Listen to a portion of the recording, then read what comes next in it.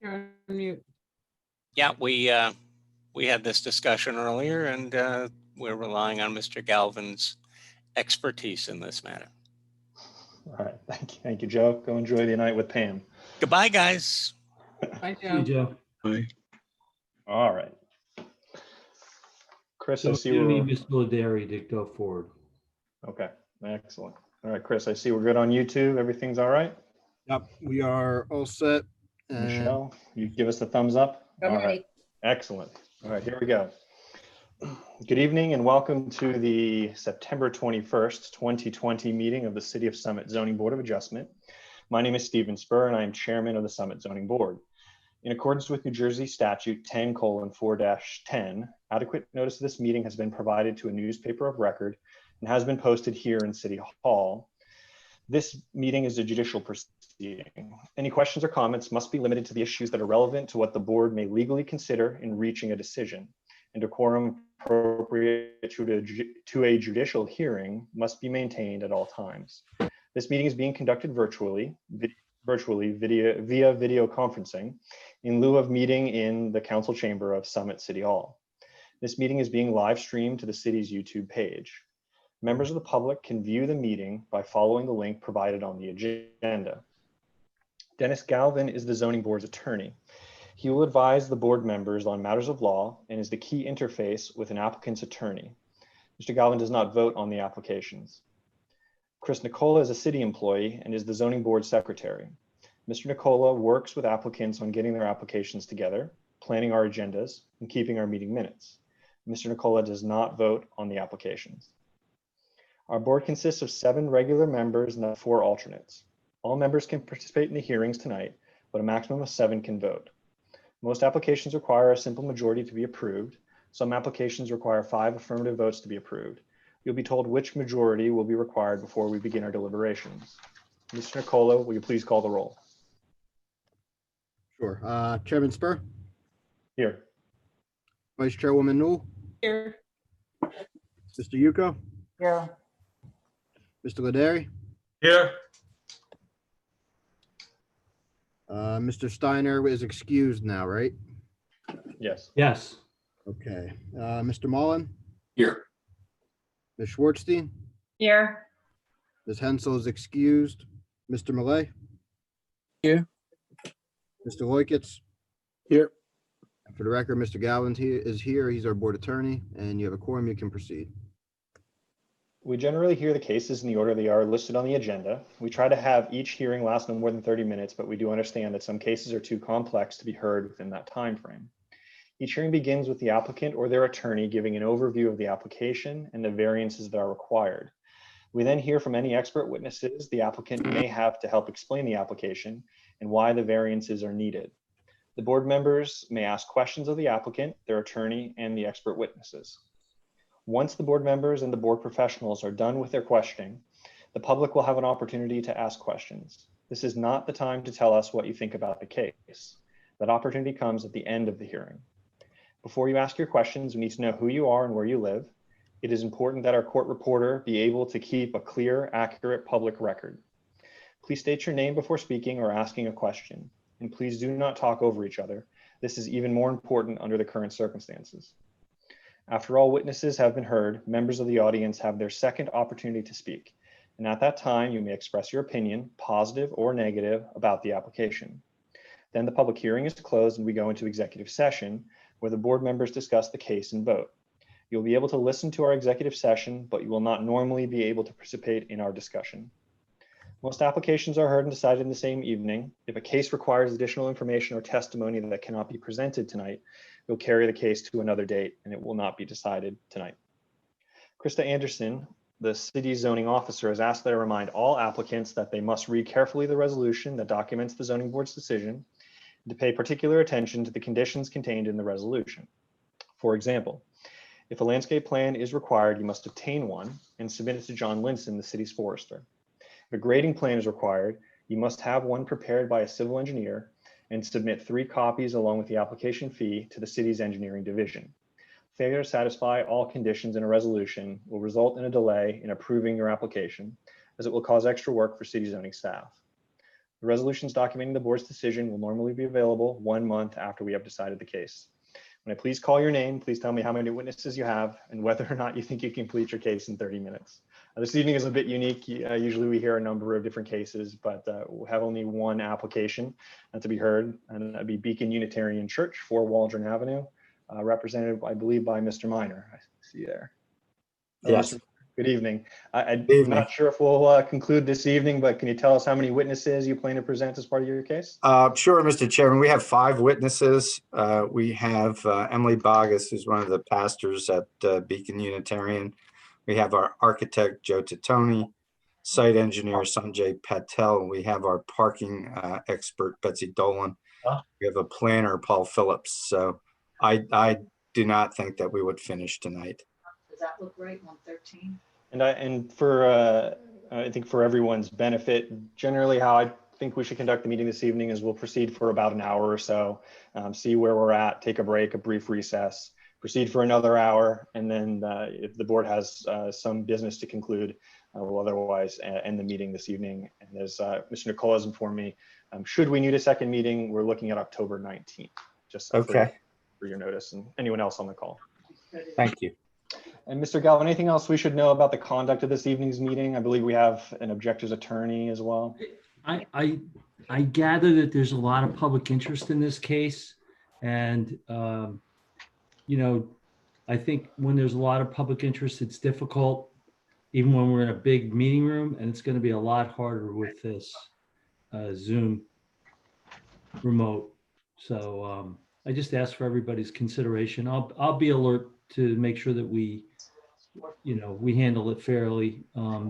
We've had a lot, this board, just so the public knows, this board has had a reasonable amount of activity on this Zoom remote, and we're capable of cross-examining the witnesses. So here we go.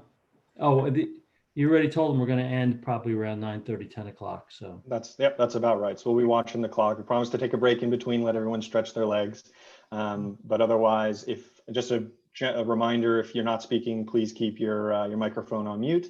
And a reminder to the board members, if you have questions of the witnesses, as was noted in the opening statement, please be sure to bring those questions forth. But otherwise, Mr. Minor, I'll hand it off to you to kick off the case.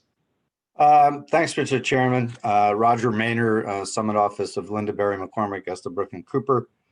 We represent the applicant Beacon Unitarian Universalist Congregation in Summit. Have to admit, I had to tutor myself on how to tie a tie. It's been a while with everything that's gone on, but it's good to be here. This application involves 2 lots, what is currently 2 lots. We've got block 2608, lot 1, which is 4 Waldron Avenue, which is where the church exists and has been located for many years. That has the church sanctuary and the building to the rear of it, which are church meeting rooms, classrooms, offices, etc. Lot 2 is 309 Springfield Avenue. That was for many years the Dangler Funeral Home. It is currently occupied by Sotheby's Realty. That has a brick building, which was the funeral home, a number of garages in the rear, which were used in the funeral home business, and a large parking area. That lot essentially wraps around lot 1 and over, and actually has frontage on Waldron. Lot 1, the church lot, is in the R10 zone. Lot 2 is in 2 zones. The portion where the funeral home buildings were, and the portion of the parking lot is in the B zone. The portion of the parking lot to the rear of the church buildings is actually in the R10 zone. The zone line happens to go through that lot. The church acquired the Dangler Funeral Home in 2012. It was occupied thereafter for a while by another funeral home operator, and for the last couple of years has been Sotheby's Realty. It also has a couple of residential apartments in it. Just by way of a little history, the last time the church was before this board was in 1999. At the time of that project, the church owned just lot 1. It had the church sanctuary, and it had an old house in the rear, which was used for a couple of church offices. But the church was kind of, from a facility standpoint, bifurcated, and it had a sizable property on Wittridge Road, sort of at the end of Waldron, that had a school type of building with classrooms, offices, a large assembly room, and some parking. The application in 1999 was to really consolidate the church all on one site on lot 1. And that project consisted of the building to the rear of the church sanctuary, which everyone knows today. Also included picking up the church, moving it for a period of time, building a new foundation with a church hall, and setting the old church back on. It was a pretty interesting project. So that project was approved in 1999, and that's the way the church has existed for the last approximately 20 years. The approvals in that matter did have a couple of conditions which the church has observed since that time, and we certainly expect to continue. And they are really the most important conditions were that this church not run a nursery school or daycare, and that there really not be substantial non-church related usage or rentals of the property, and particularly the church hall under the church building not become a catering facility or a hall for hire or something. And certainly that was never the intent, and that's those conditions we would expect to continue if this proposal is approved. So the current proposal, what will change? First and foremost, the church will consolidate the two properties. They will eliminate what has been a very active commercial use from the property, first the funeral home and now a very busy real estate office. All of the buildings associated with the Dangler property would be demolished. The main building, which was the funeral home and a couple of apartments, which is now a real estate office, and the garages, which really extend all the way pretty much to the rear of the property, butting the B zone. In their place, the church is proposing a new sanctuary, really located in the center of the old Dangler property, set back substantially both from Springfield and from the rear property line. And extensive landscaping and screening and elimination of all the pavement on the property. We're not proposing to do any parking on site, which is the way this church operates now, but for the use of really 6 spaces in the Dangler lot where staff parks during the week. So what isn't changing? Really nothing in terms of the church operation, with one exception. The real driver for the project is the desire and need for the church to have a sanctuary which allows it to have a single service that will accommodate its congregation at one time. So instead of having 2 consecutive Sunday services, the plan is to have one single Sunday service on the site if the new sanctuary is built. So other than that, there are really no changes to what the church as it exists today. It's the same operationally and functionally, and the same programs and so forth. And you will hear more from witnesses about the importance of that new sanctuary in terms of really the health of the congregation and the exercise of its faith. And also you'll hear some about the limitations of the old sanctuary, which we are not proposing to remove or demolish. And we love the old building, but it has a lot of drawbacks. So our view is that the site, if we construct this project, will actually be used quite a bit less intensively than it is today. It will be much improved aesthetically from a landscaping standpoint. The runoff, we're eliminating a lot of impervious coverage, so it will generate much less runoff than it does today. And we also think that it will take the peak parking demand on Sunday morning, which is what every church has, when every church has its peak parking demand, and compress that, because we're only going to have 1 service instead of 2. So parking demand will be less drawn out in time. There are some variances required. First of all, the church is a conditional use both in the B zone and in the R10 zone.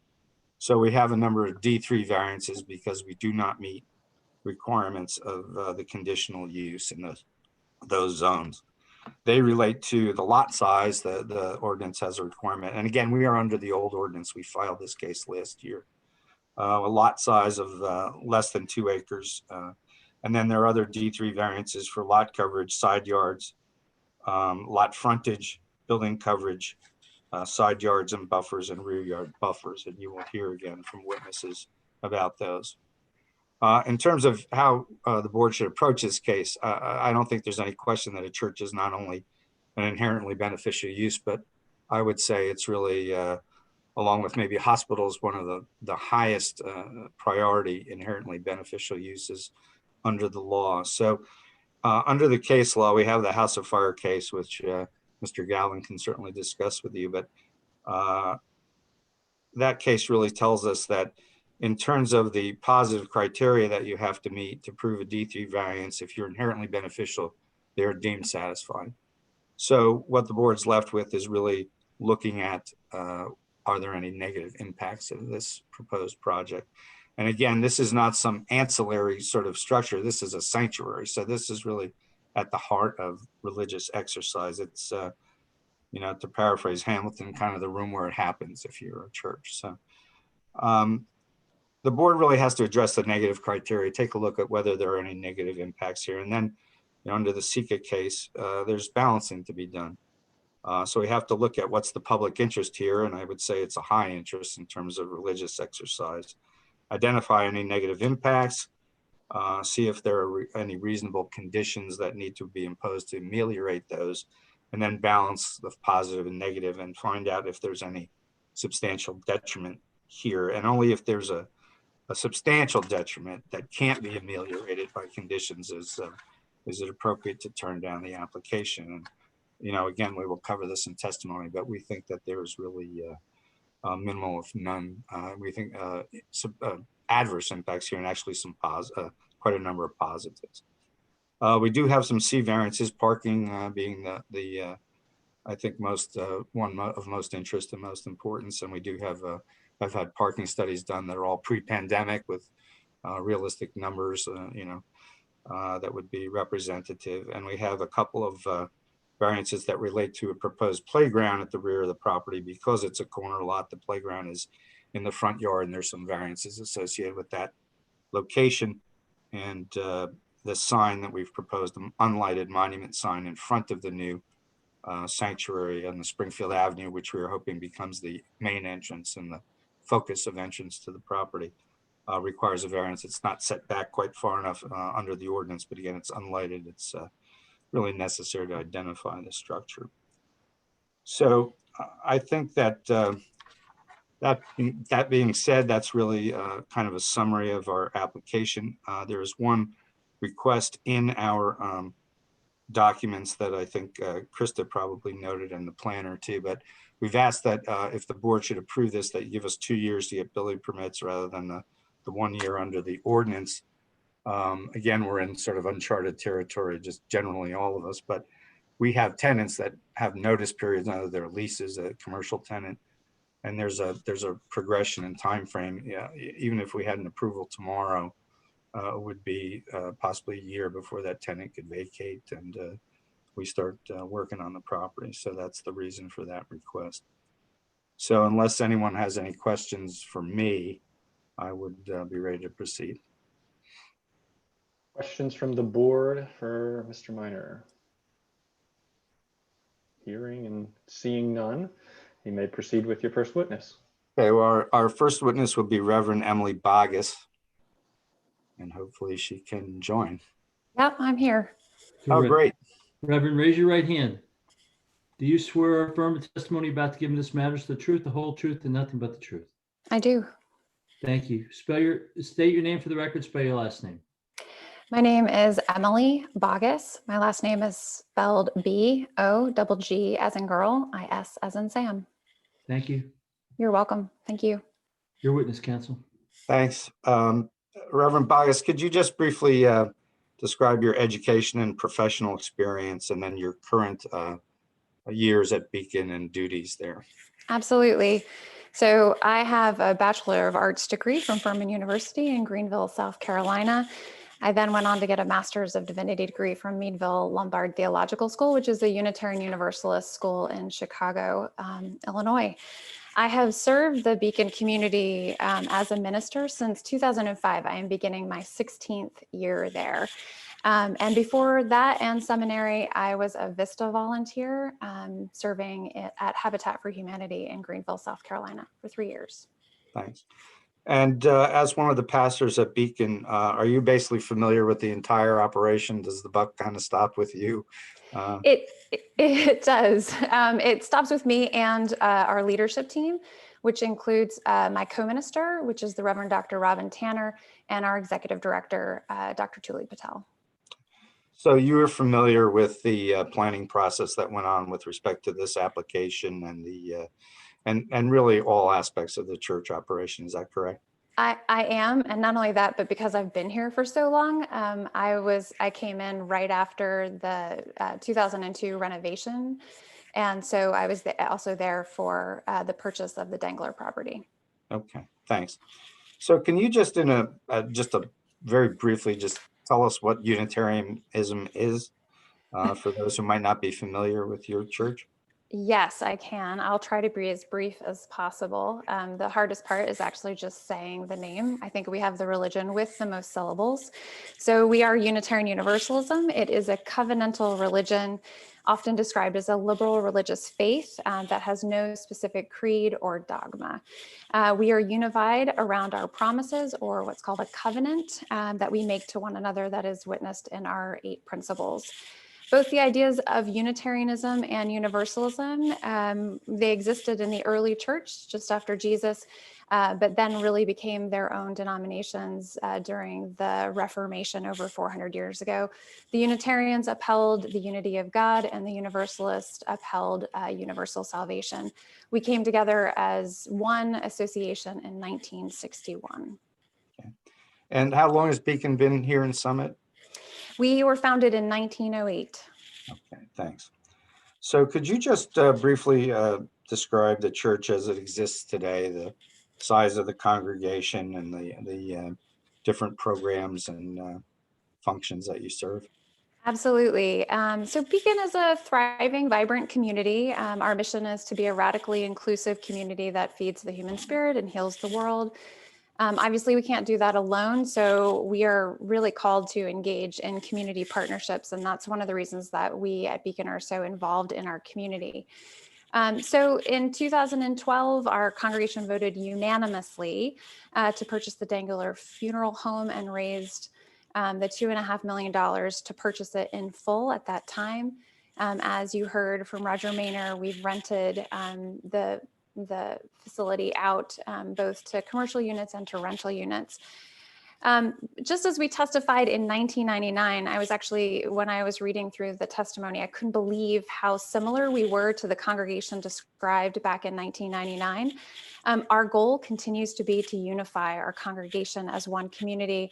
So we have outlined the core activities for you, and the ones that we outlined in 1999 really, they hold true.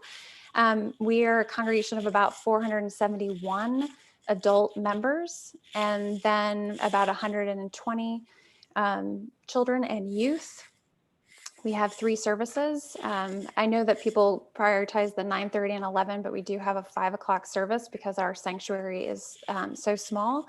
Sunday is our busiest day. We have attendance, 100 people or so at the first service and another 115 at the second service, and just, roughly 30 at the third. Our adults and our children meet at the same time. Our children have religious education at the same time. And then throughout the week, you all have a document that shows the different activities. We typically have some evening meetings. Our busiest days tend to be Tuesdays and Wednesdays. Our choir meets on Thursday, but the weekend tends to be quiet except for Sunday. We have some larger celebrations that happen throughout the year on a Saturday night, but other than that, Sunday is where it happens. And can you talk a little bit about the frequency of events, larger events other than worship, things like weddings or funerals? Yeah, absolutely. So we have about 5 weddings a year, no more than that typically. We don't ever have receptions, partly because people who are getting married often want to get married in the sanctuary, and then they want to have their reception somewhere else where it can be fully catered. So a reception for a wedding is really not something we ever do. We have about 5 to 10 memorial services throughout the course of the year. Those memorial services could be 30 people, they can be 200 people from time to time. We have at most 5 musical concerts. We have an afternoon music program that has 3 concerts on Sunday afternoons throughout the course of the year. And sometimes we have, a day-long conference on a Saturday. They're about 2 to 3 a year, and they can hold anywhere from 75 people to 150 people. But those are really limited. We sometimes have child dedications. Child dedications really tend to happen in the actual worship service itself, or they're very small private ceremonies on a Sunday afternoon. So the schedule of typical monthly events that's attached to Betsy Dolan's report, that was prepared by you under your supervision, correct? It was. Okay, so you can state that that's an accurate depiction of a typical month at Beacon, and those are pre-pandemic numbers? Those are pre-pandemic numbers, yes. Now, actually, that's happening virtually. Okay, thank you. Is the church also involved in community functions, community outreach, involved with other religious groups and some, et cetera? Yes, I will say that, all of our events and rentals must be in line with who we are as a rental community. That was something that the zoning board asked of us. So we really don't have a lot of non-church groups that are meeting in our facility. We do have a UU Faith Action. They rent 2 offices from us. It's a social justice advocacy group that our congregation, along with all of the other UU congregations in New Jersey, founded. And so they have 2 offices.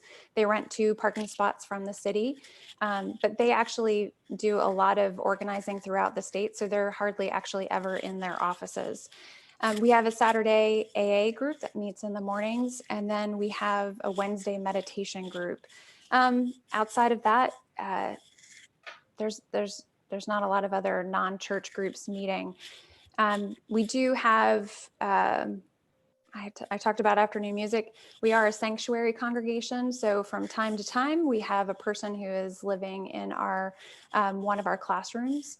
That was designated that could happen. And so, but that we've had 2 people this year, and they typically stay with us for a couple of weeks and then they move on. And that room was approved as the code and so forth by the city of Summit, am I correct? That is correct. Okay, thanks. What has been your experience with growth over the years? Is your congregation growing, not growing, and what do you expect to happen in the future? Well, so when we testified in 1999, we consulted an expert because they really didn't know how much we would grow based on the renovation. And experts say that when you renovate a space, you can have about a 10% growth. You have about a 10% growth, and that really proved to be true. We were 425 adult members at that time, and we're about 471 now.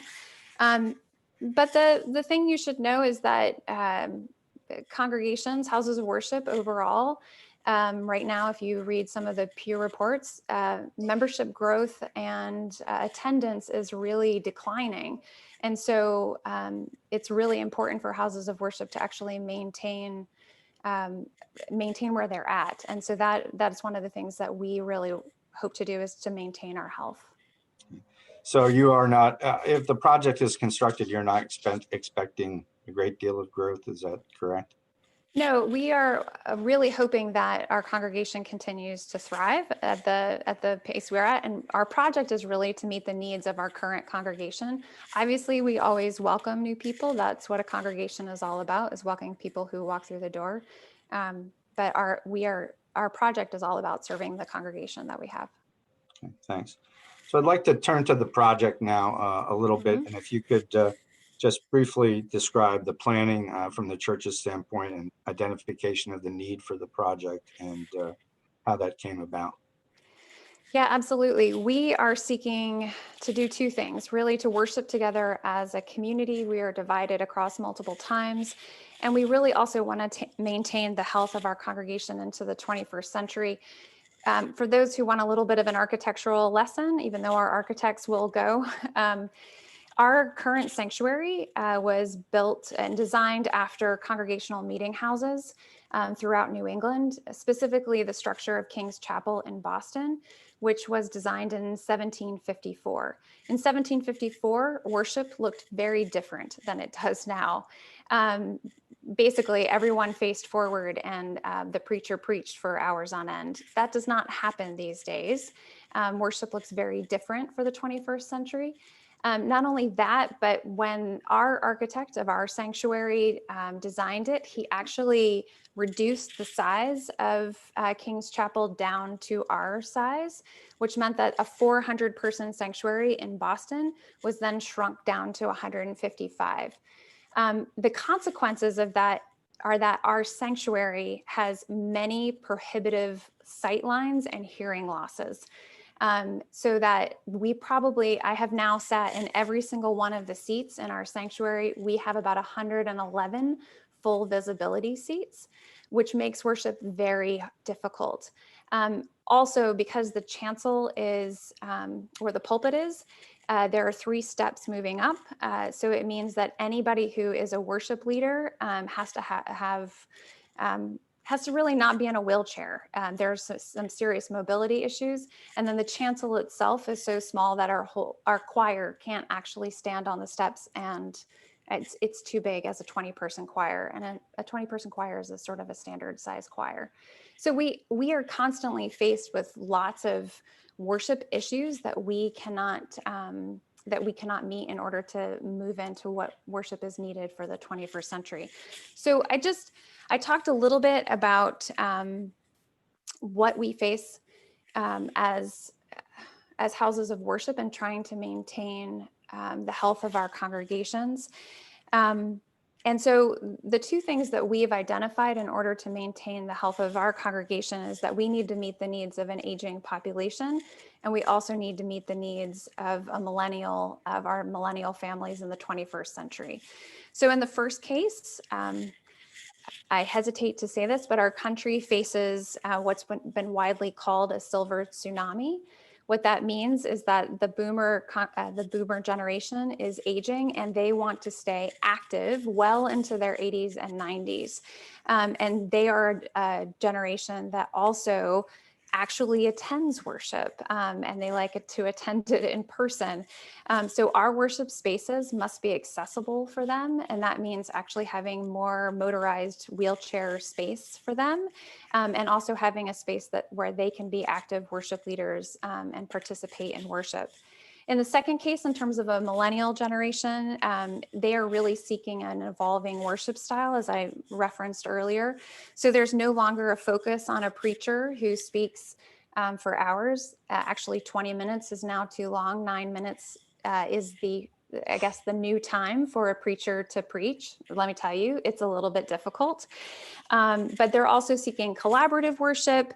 They're seeking different music groups, plays, theater, participants, and yes, increased technology, as we've all come to understand.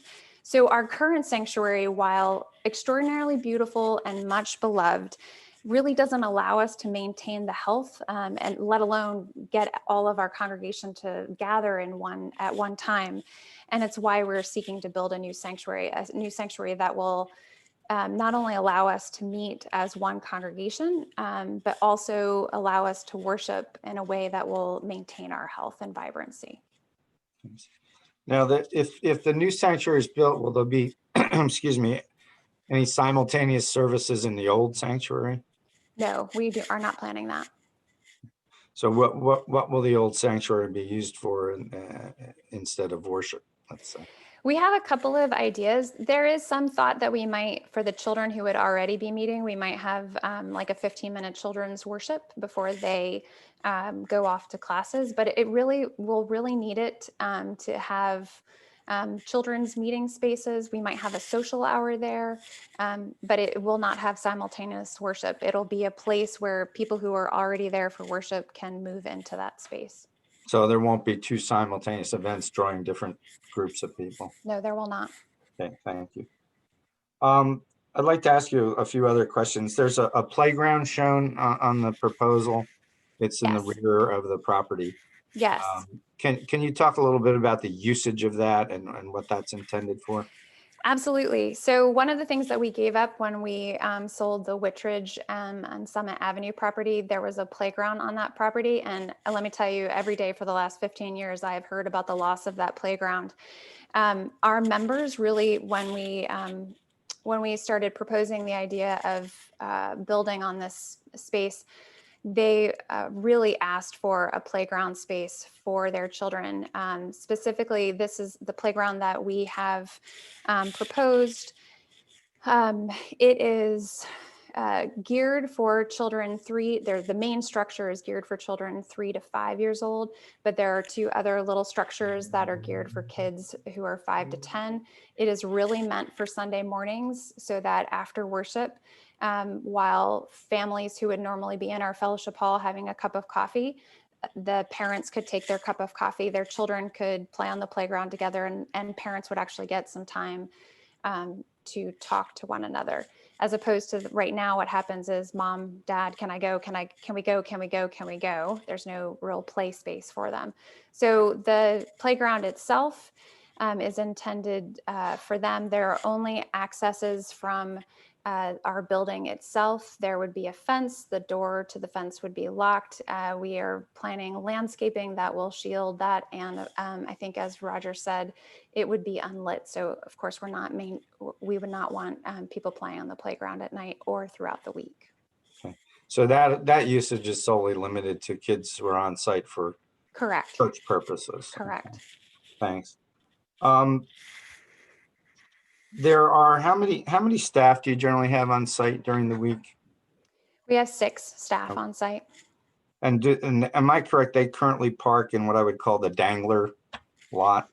Yes, they park in the back parking lot. Yes. Okay. And the rest of that lot is not available to the church. It's available to the tenants, the real estate office and the residential tenants. Is that correct? That is correct. I would just like to amend the staff parks in the back parking lot throughout the week, Monday through Friday. We do not park there on Sunday. We either take public transportation or we park in the city lots. Okay.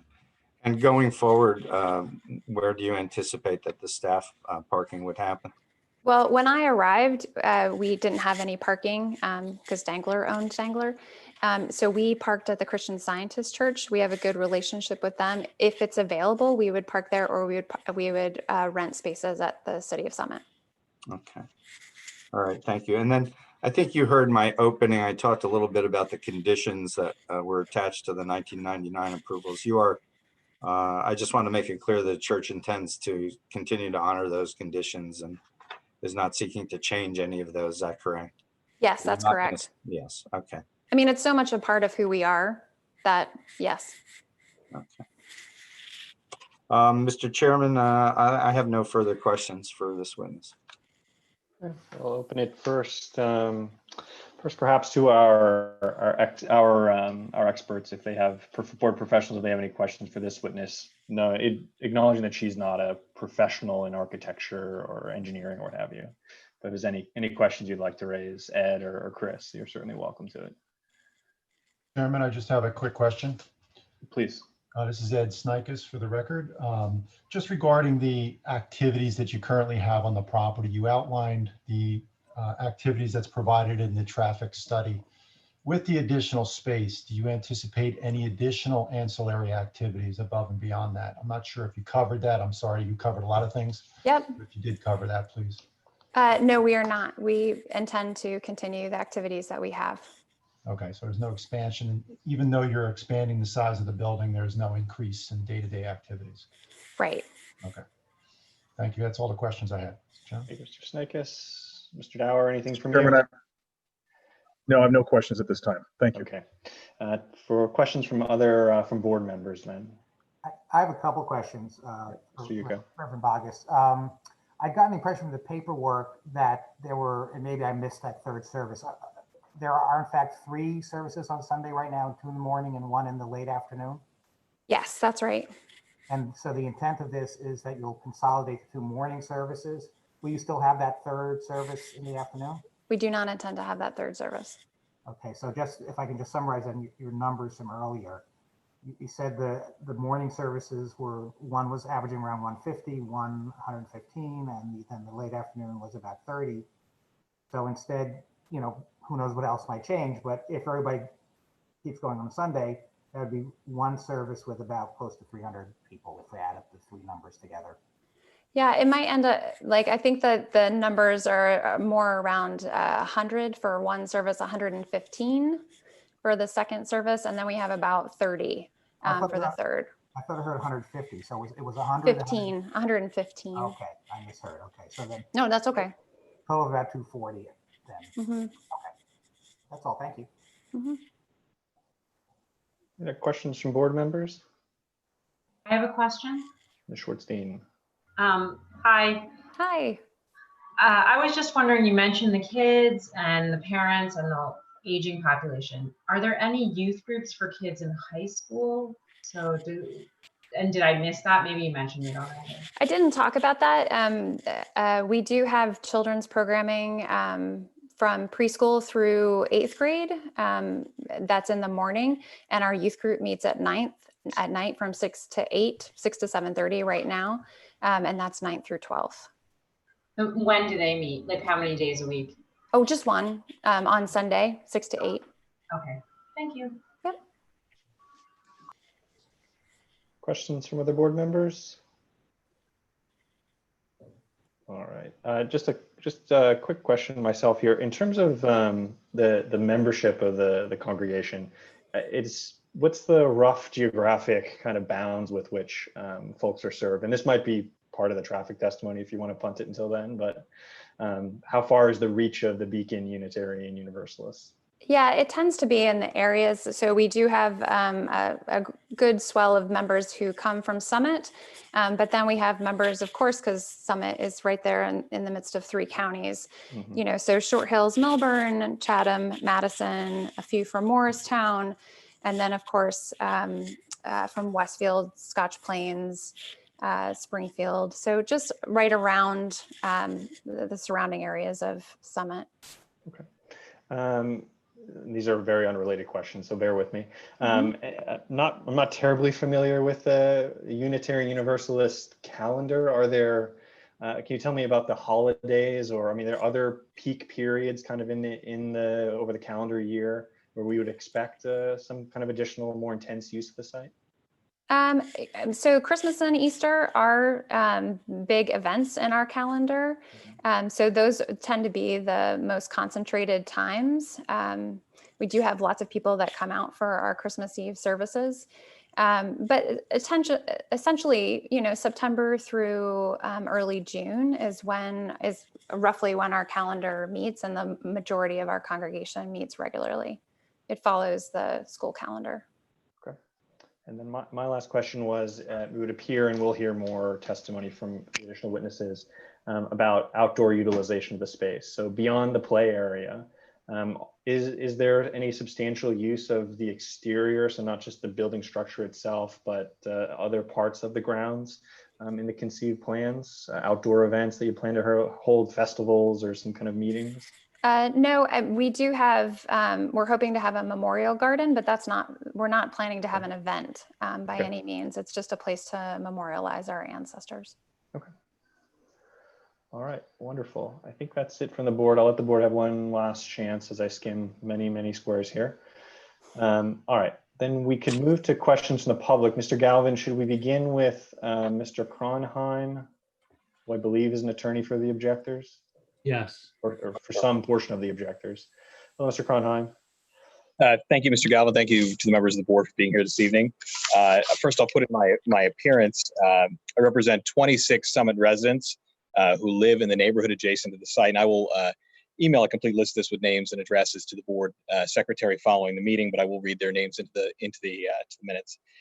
Kim and Scott McCormick, Anne Marie and Tom Cahill, Ann DeCibio, Jana Bodner and Eugene Gorbach, Kathleen Hugan, Victoria Bridges, Kathleen and Peter Feeney, Dennis and Ann Marvin, Jim and Betsy Vance, Susan Palferman, Carol Mendelson, Ron and Deb Cardizone, June Carey, Jen and David Hollenbaugh, Davida and Brett Hogan, Nora and Ish McLaughlin.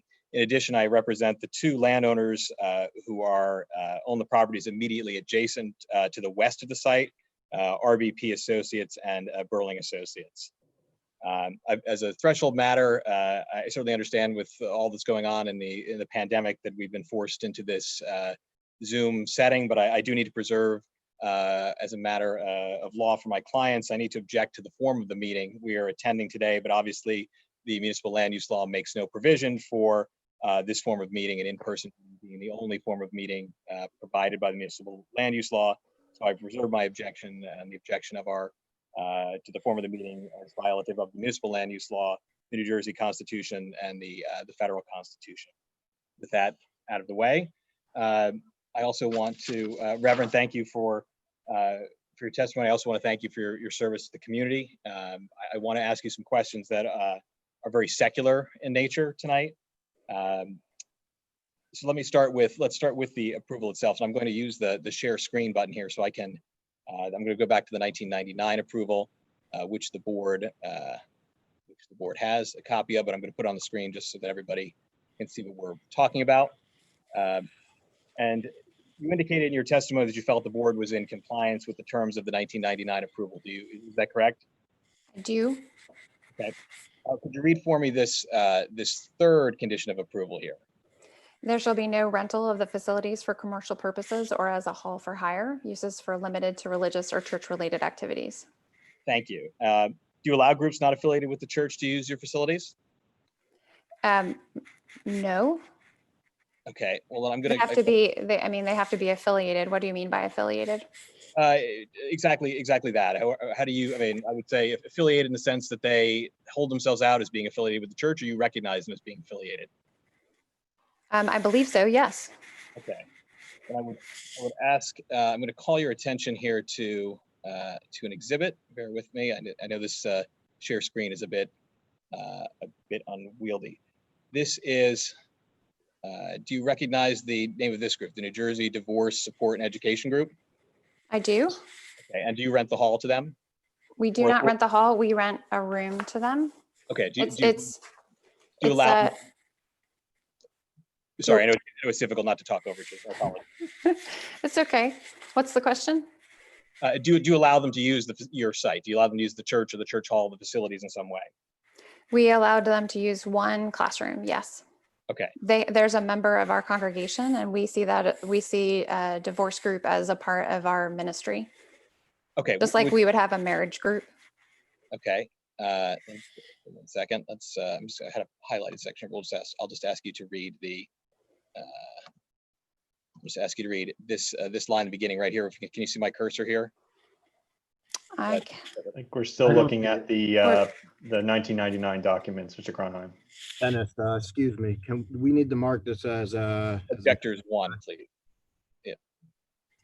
Chris, mark it N1. N1. Okay. For neighbor. Okay.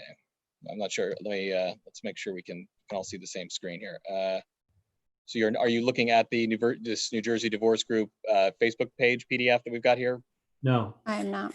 Okay. Bear with me then. Let's see why that. I'm not sure why that is. I'm going to stop sharing and then reshare the screen. And let's see if that solves the problem here. Okay. Is that better now? Are you all looking at the New Jersey Divorce Support and Education Group? Yes. Now we got it. Okay, good. I'll move this out of the way so you can. Is that true, Reverend? Do you see it? I do see it. Okay, thank you. And you got to give her a chance to look at it, okay? Yeah, absolutely. Please, if you would like to, please take a minute to read this and with special attention to the third paragraph. Yes, I see that.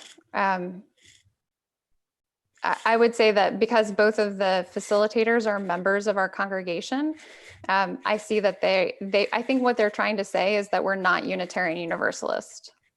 Okay, but they're holding themselves out as not affiliated with the church. Is that correct? Yes, I believe so. Then I would call your attention. I'm going to stop sharing and share another document now with you. And I would ask that this be marked as objectors 2. Same thing, Chris. We're going to make it N2. Okay. Okay, bear with me. I'm sorry. This. Oops. Where is this? This is. Bear with me. I apologize. Notation. Where is this? Sorry, and this is like, all right, I'll start asking a question then while we're trying to get this up on the screen here. Are you familiar also with the mindful meditation group? Mhm. And do you allow them to rent the hall? Yes, they were one of the groups that I reported on Okay, earlier in the group, that there's a mindfulness group. okay. And are you familiar that they also hold themselves out as not being affiliated with the church? Again, I guess I would dispute the affiliation. So I would tell you that mindfulness, meditation, and divorce are both areas of ministry. And so therefore, we felt like they were in keeping with our mission and our purpose as a congregation. Okay. But once again, I'm going to call your attention to an exhibit here, which hopefully we can all see here. 1 minute, here we go. We're having difficulty with this exhibit here. Hang on one second. This is, I am going to point you to, and let's see, try to see if this works here. Apologize, our PDF wasn't working, but we're going to share a screen again. We'll mark this as objectors 2, please. This is a copy of their website, Access Today. And I'm going to just, this is, sorry, I apologize. This is a copy of meetup.com where they list their upcoming meetings. And I've highlighted for you here a section. Take a minute, obviously read as much of it as you'd like, but then I would ask you to read the highlighted section. Sorry, Mr. Kernam, do you want me to read that? Sorry, or just you want the group to read it? I wanted to give you, in conformance with Mr. Galvin's request, take a moment if you'd like to read what's on the screen. But I also, when you're comfortable and you felt like you read it, I would like to read aloud the section highlighted in blue.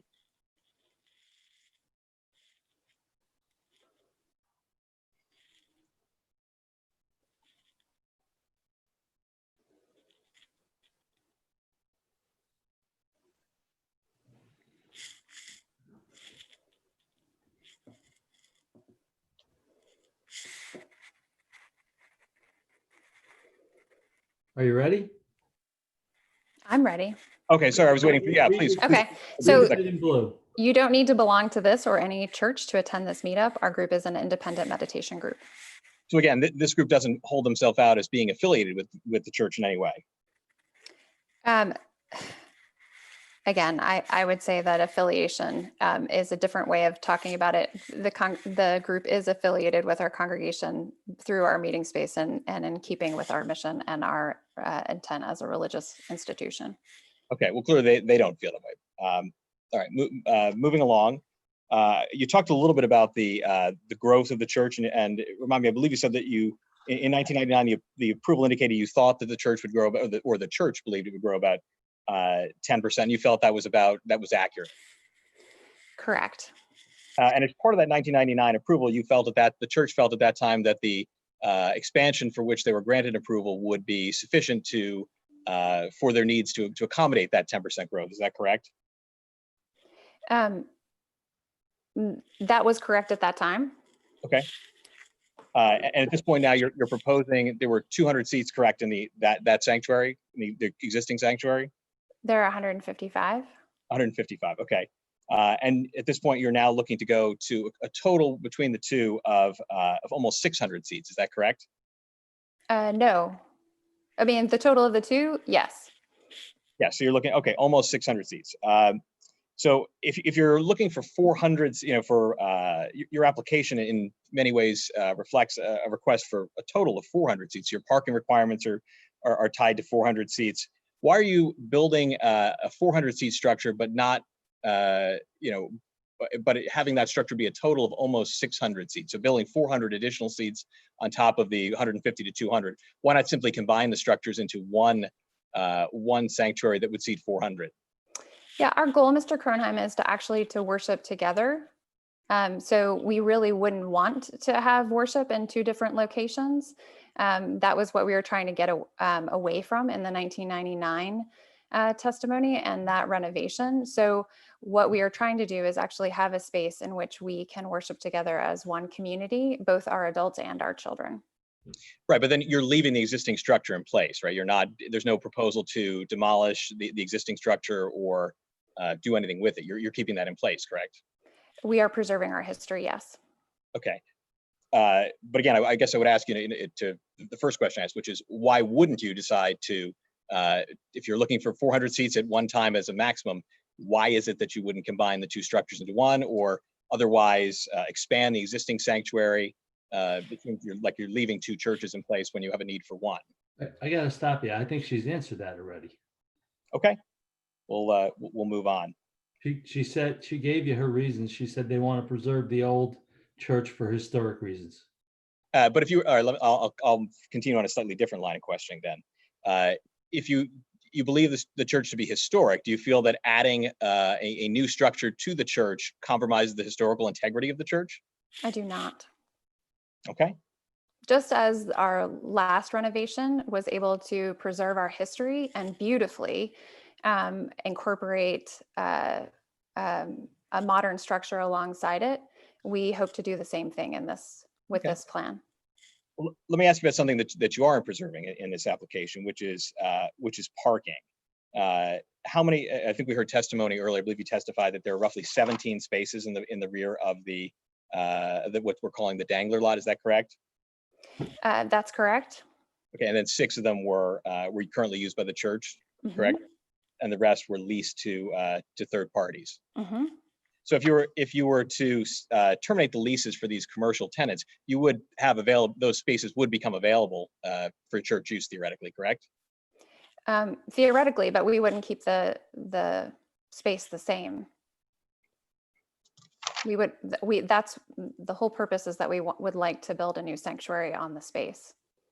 So we want to make it into a green space, and actually we want to eliminate the use of the extra traffic that is there from the commercial and the rentals. But to be clear, you have 17 spaces and you are removing those 17 spaces pursuant to the plan. We are. Okay. And that would include some handicap spaces. That would. Okay. You talked a little bit about the silver tsunami, I think you termed it. You have the congregation has some elderly congregants or parishioners.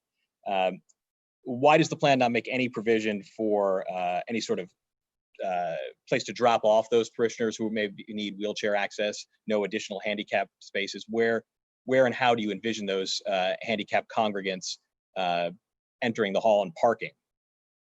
So we have handicap members now who do a great job of, I mean, they are dropped off at the front of our building, and we're actually hoping that they would, we would have spots on Waldron, as we do already, not spots, but they would have drop-off parts on Waldron and on Springfield. But if they were to drive themselves, theoretically, where would they park? So our current handicapped members, they park in city lots, and then they have motorized either motorized wheelchairs, or they have people that bring them and drop them off and then park their cars. And roughly how far is the municipal lot from the church? It is a block and a half. I want to draw your attention back to the list of events. If you'd like, I can, if it pleases the board, I could put that list up, or I think you all have a copy of it in your packets.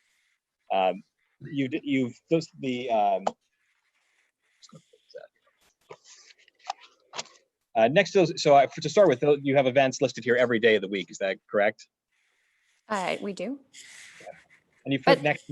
I would just say that, like, our offices, some days our offices are opened, and then we have some evening meetings. And you put next to those events what I assume is sort of an estimate of the number of people. Is that correct? That's correct. Okay. Along with the occurrence of how many times they meet through the month. These are not weekly. Right. And just to be clear, this list is with your current sanctuary. Correct. Right. So if we were granted approval for up to 400 people, these numbers would change theoretically, some of them. They would, but I would just say, Mr. Kernheim, that looking at the numbers that we had in 1999 and seeing how similar they are, that the way that Beacon exists now, we will continue into the future. So again, we're not looking for rapid growth. We're looking for a sanctuary where we can meet on Sundays and evolve our worship and allow us to meet as a united congregation. Right. And you list on the second page here that you do about 5 weddings a year, correct? Roughly, yes. Yeah. And you said you indicated what you said, 150 seats roughly in the sanctuary currently. Okay. That's fairly small for a church, isn't it? When you put it outside of a church? It is, yes. So theoretically, if you were to expand the sanctuary to 400 seats, you would expect that more people who were interested in having a larger wedding would theoretically be interested in your church. If someone was having, yes. Yeah, well, if someone was having a 200-person wedding, they couldn't hold it in your current church, but they could in the new church, correct? They could. Okay. So do you think that would have an impact on the number of weddings that you would perform? Based on the number of weddings where people are looking at our space now, we do not see them saying, "Oh, we cannot fit the number of people there." So I'm not so worried about that. Okay. And just to be clear, for every single one of these events, because you're proposing no on-site parking, that parking would burden the surrounding neighborhoods and municipal lots exclusively. Right, but that's already happening now. Well, currently you have 6 spaces that you've testified there were 6 spaces you were using. But our members at night, so for the meetings that are at night, our members do not use the parking space in the parking lot. Okay. You also gave testimony earlier that you would not have simultaneous events in the sanctuary, we'll call the new sanctuary and the old sanctuary. Is that correct? That's correct. Okay. But then you also mentioned that you thought at the same time you would use the old sanctuary for some sort of a service for children. Is that not a simultaneous event? It's not a simultaneous event because the children would already be there. It's not like we would be having 2 worship services that would be for 2 different that we'd be advertising. The children would either be in the new sanctuary or they'd be meeting in classes. So there is some idea because worship for the children who are there to have children specific worship. Not every week, but we have done it once a month. That actually occurs in our fellowship hall right now. So it's not anything new. And it's not growing the number of people that we have in our worship space. Right, but once again, you would be using those at the same time. You'd be using a children's service in one and the main sanctuary for an adult service. Sometimes, yes. We might also have social hour there. So the people that would be in the sanctuary would then move into, they could also meet in the old sanctuary and you to have coffee hour. And you don't feel that using 2 things at the same time is simultaneous? I don't think of it the way that you are prescribing it. No. Okay. Because those children are there. So we could say that we are not, but those children are already in the space. Their families are already there. They're already parked. But again, the capacities for those 2 rooms are set independently, right? There's no, if you were able to have 400 people in one and 150 or 200 in the other, there's no restriction against you doing that. And you've testified that you would theoretically, not theoretically, the church intends to use those spaces at the same time. We intend, if we have the space, we will use it, but we don't intend to have simultaneously worship going on, 2 different worship services. So to me, that feels different than using it. I just want to clarify your testimony. You're saying there will be 2 different services, one for children. Counsel? I'm saying that there won't be 2 services. Not a deposition? Yes, I think, Mr. Chairman. I'm sorry, let me talk, Mr. Maynard. I think the witness has answered your question. The board's job is to find out the information as to what is happening on site. The witness has testified that I understood the point that you're reaching for, but she's making she sees the use by the children as not being exclusive in the way it would be if there was a church service at the same time. So like the local Catholic church has the main church on and they have a chapel on and they're happening at the same time. So there's 2 sets of vehicles coming. So you keep going back over your questions. I would just ask you to tone it down a bit, because we're not going to, if we prove that she doesn't understand the word simultaneous. That's not going to do anything for anybody. And Mr. Galvin, that was my intention, to make sure that the definition that the applicant is putting forward in its paper of simultaneous was understood as in sort of plain parlance as being two things happening at once in two separate locations. It's the applicant's proposal that they will not use, that they've said they're not going to use those things simultaneously. So to the extent that the testimony is that they will be using the two buildings at the same time, I think that's relevant. And your point is taken. I will move on to. Thank you. That's all. Yes. You got what you needed. That's what I'm stopping. Yeah. No, not a problem, Mr. Gal. And do you have a sense of how many of your congregants drive? I do not. Okay, so the church has never taken a study or a survey or asked how many people are driving. We have not. Okay. I'm going to share with you a church roster dated from July. And just bear with me, I'm going to do another share here of our, let's see where. Can I ask you a question? Yes. Is that a public record? Do the people in the church want their names up in the screen?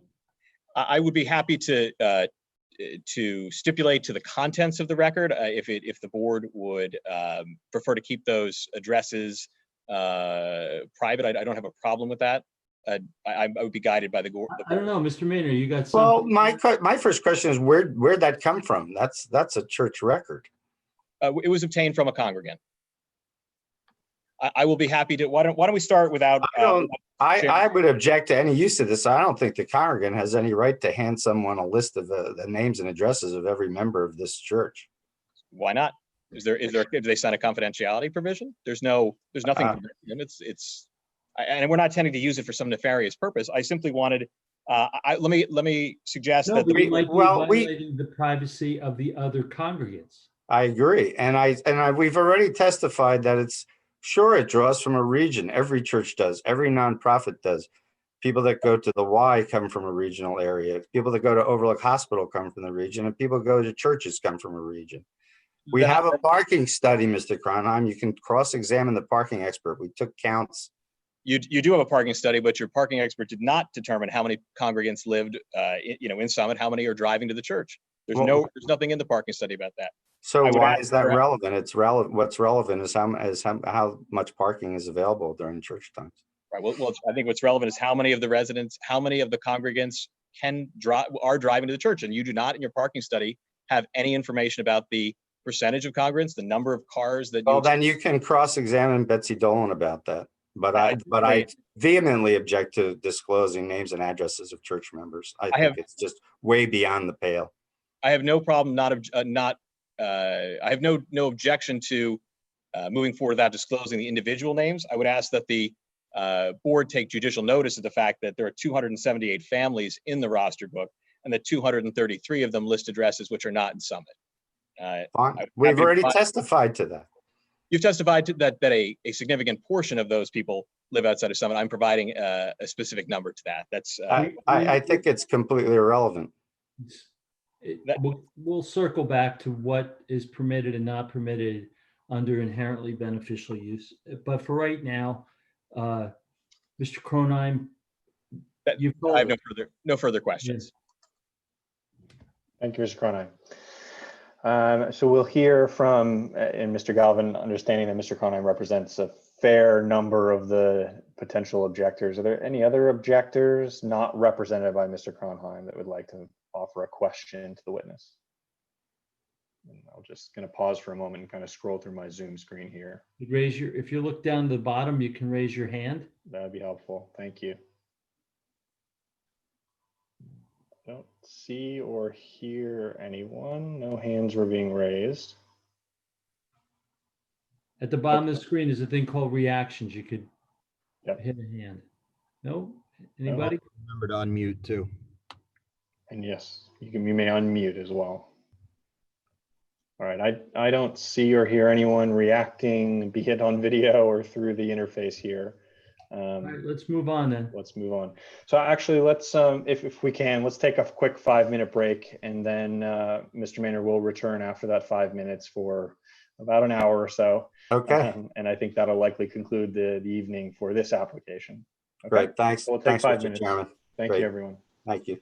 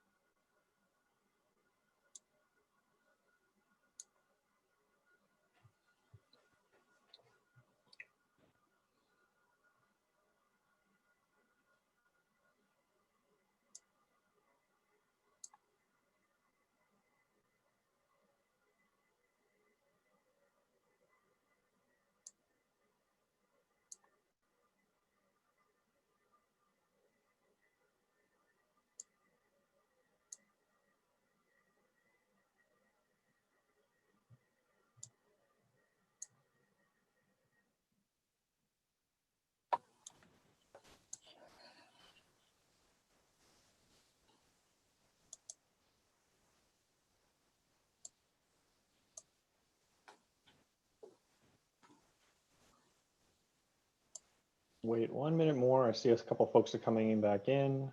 Mr. Dower, welcome back.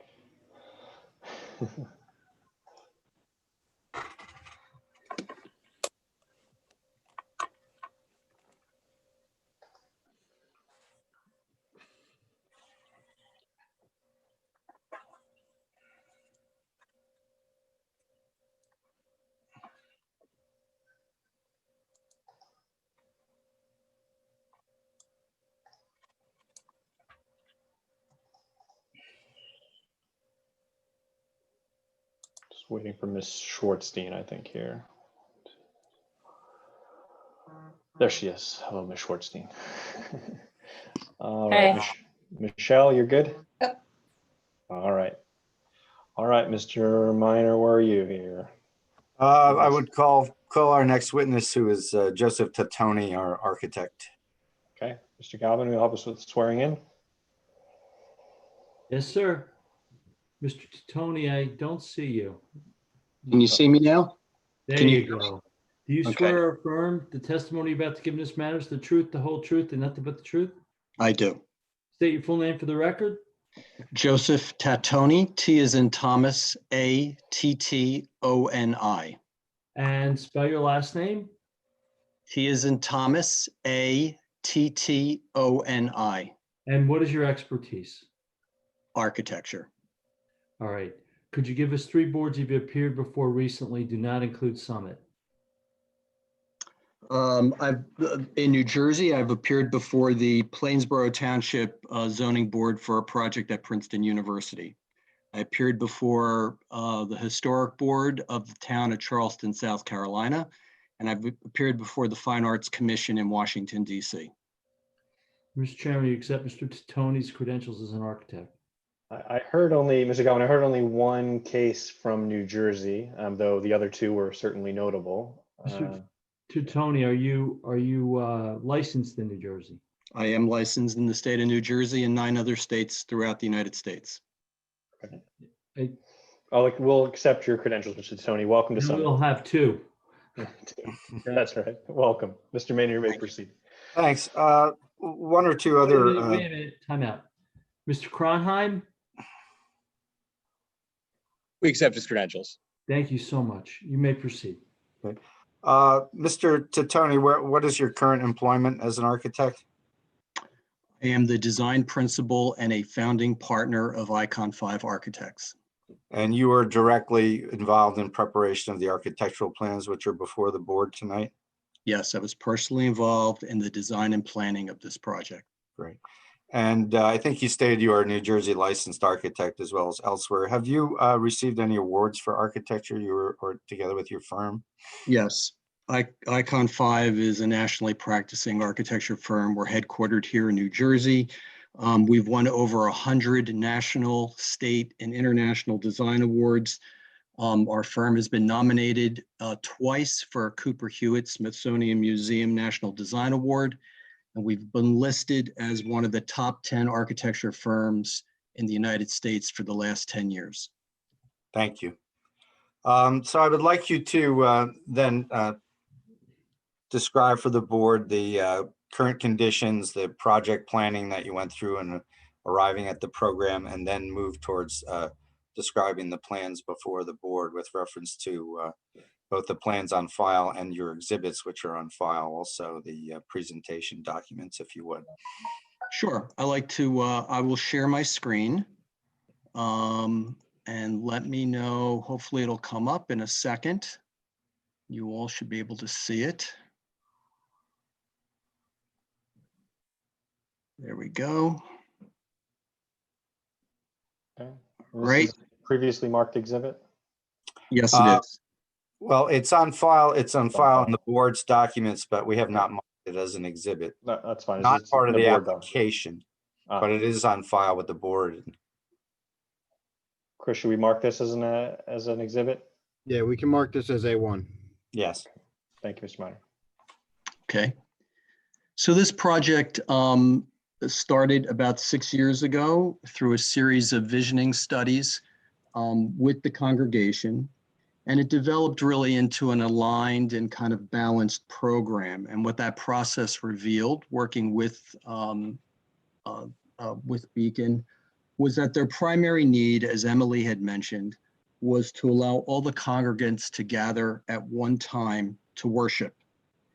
So fundamentally, this project is a 400-seat sanctuary and the support space with it. And that really is a welcome lobby to get into the sanctuary, a basement that has restrooms and mechanical space and space for recycling and trash.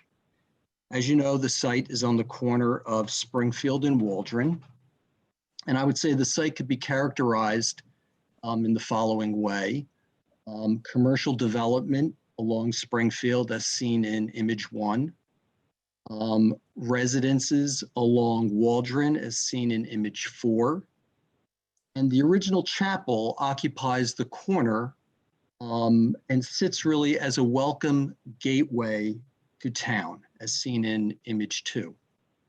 Now adjacent to the chapel along Springfield is the commercial property at 309 Springfield. And it was formerly a residence. And this structure has no significant architectural or use history and will be removed. The asphalt driveway that you see in that photograph and the concrete paving off of Springfield, the asphalt lot in the back and the one-story garages in the back will also be removed to make way for the new sanctuary, a welcome lawn that will be in front of the sanctuary out to Springfield, and a contemplation garden off of Waldron, thereby greening the entire site. The site currently occupies 2 lots in 2 different zones. Lot 1 houses the current chapel and its addition, and it's in the R10 zone.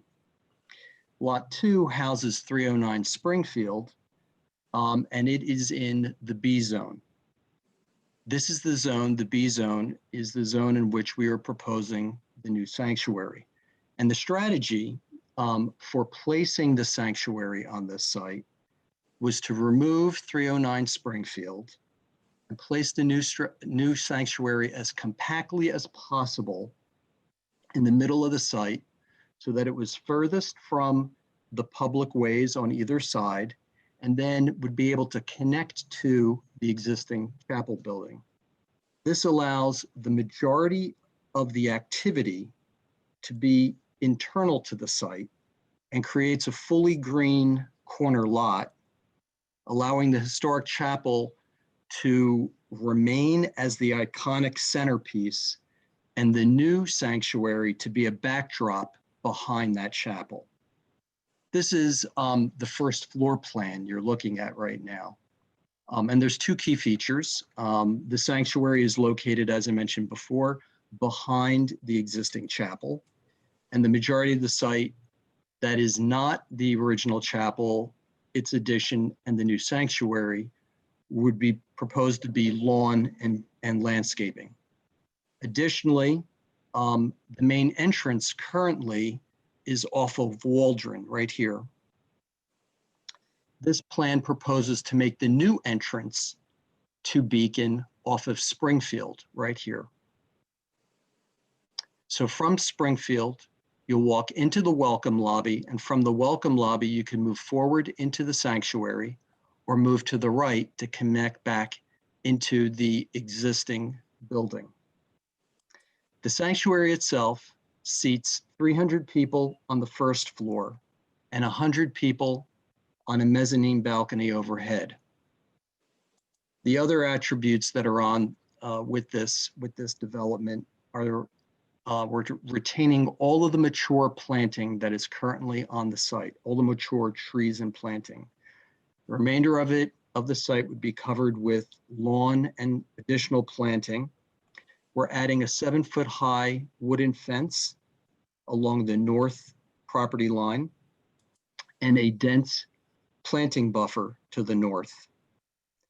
We're adding a 4-foot open aluminum picket fence, 4-foot-high open aluminum fence along Waldron. This is to be consistent with the existing fence that's already there along Waldron in front of the existing building.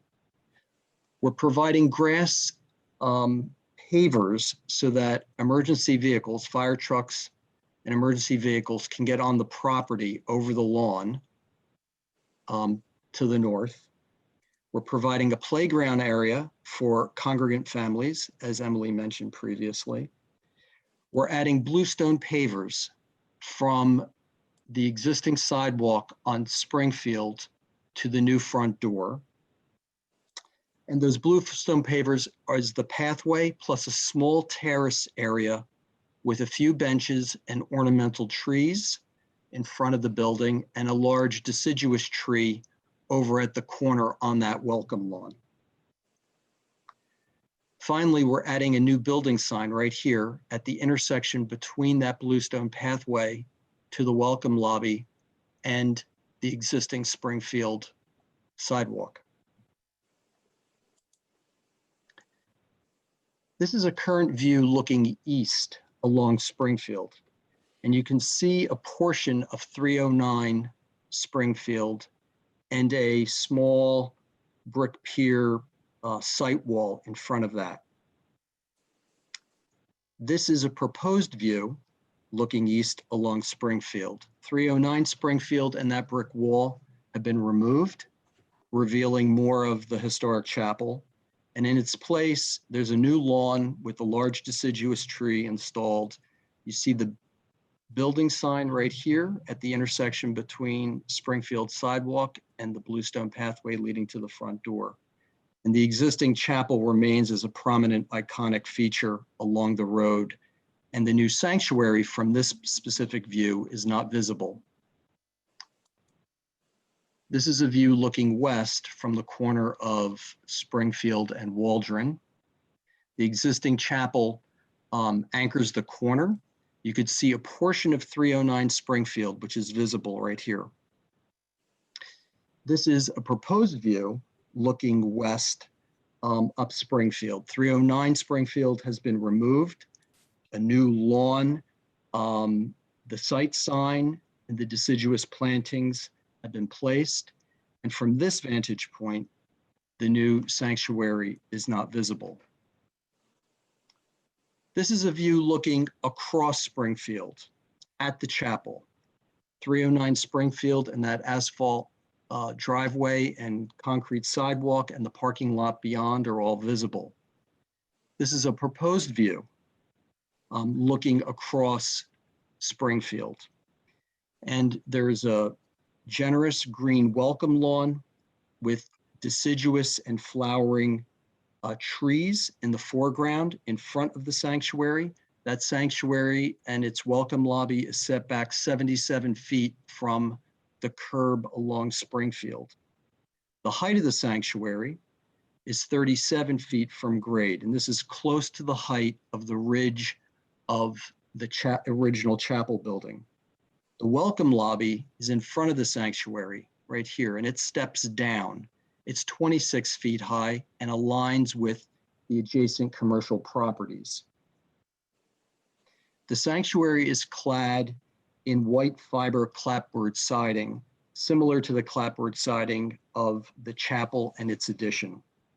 A portion of the welcome lobby right here is clad in ceramic coated glass that allows to control the sunlight coming in, as well as gently diffusing the light coming out.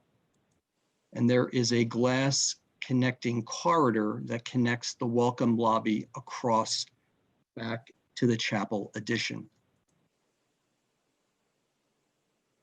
This is a view from Waldron looking south toward the corner of Waldron and Springfield with the chapel at the corner you can see in the distance.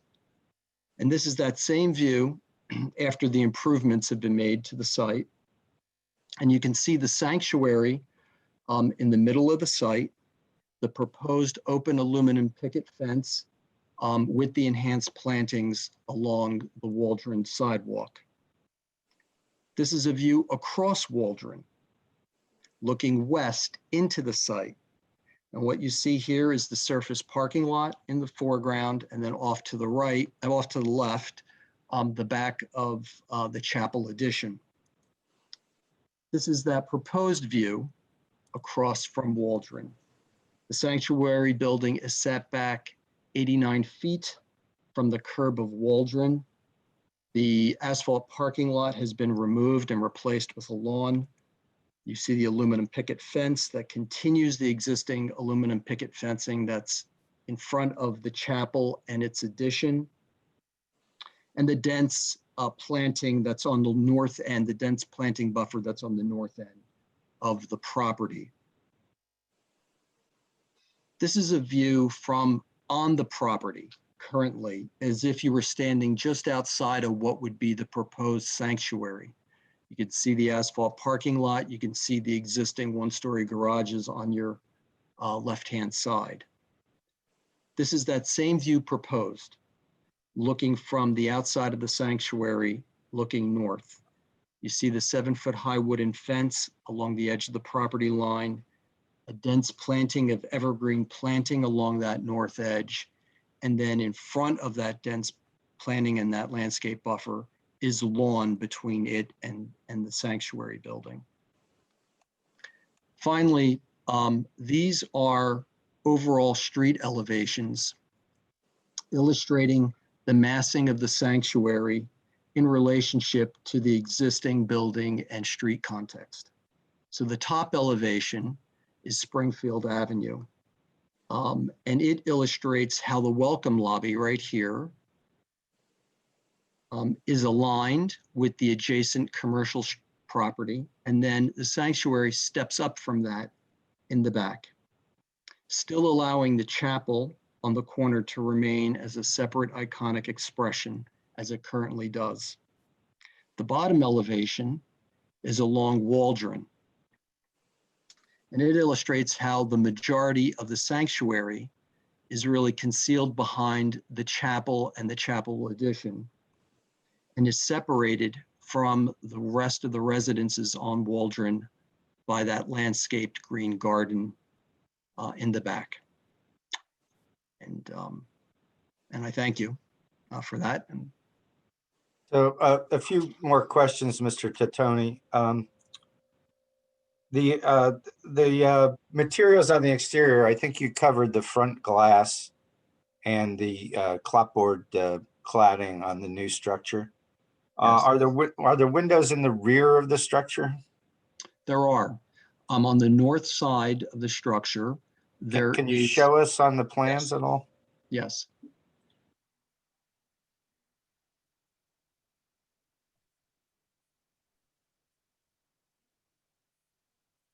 On the north side, right here, there is a window. That window is 8 feet high. So it would not be, so it goes from the floor up 8 feet and would not be visible as seen from the property to the north of the sanctuary. So there is just that one window? There's that one window. There's light monitors above that allow light to come in. Those are not visible because they're below the parapet of the roof. There's this one window. There is a 4-foot window right here and another 4-foot window right here. Those two windows you do see from the street, and they appear, I'm going to show that in a minute. They appear right here. Okay. Where I'm putting my cursor. So do you know if there's any intent to light the interior of this building when it's not being used? There is no intent to light the interior of this building when it's not being used. One of the very important principles that we've been working with is to make sure the building is as sustainable and as green as possible. So the only light that would be visible when it's not being used would be an exit sign, which we're required by law to have on. So that only the code required exterior light would be provided? That is correct. Okay. So from your standpoint, there would not be light shining out from the building onto adjoining properties? that correct? No. No, that's not our intent. Thank you. And what is the material of those rear windows? Is it just coated glass? It's insulating glass, yes. Okay, thank you. So you described the height of the building. That height conforms with the zoning ordinance, is that correct? Yes, it does. Okay, thank you. I notice on the floor plans, it appears to be chairs that are set up in the new sanctuary, is that correct? Yes. So that condition that you're showing, is that a maximum number of chairs that by code could be placed in there? It's a maximum number of chairs, yes, that could fit in there. We made the building as tight and as compact for 400 people as possible, yes.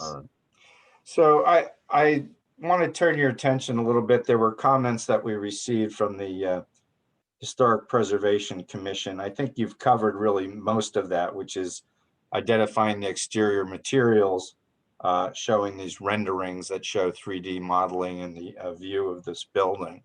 But could you discuss a little bit in your experience as an architect, how you sought to make this building relate to the surrounding structures in the streetscape?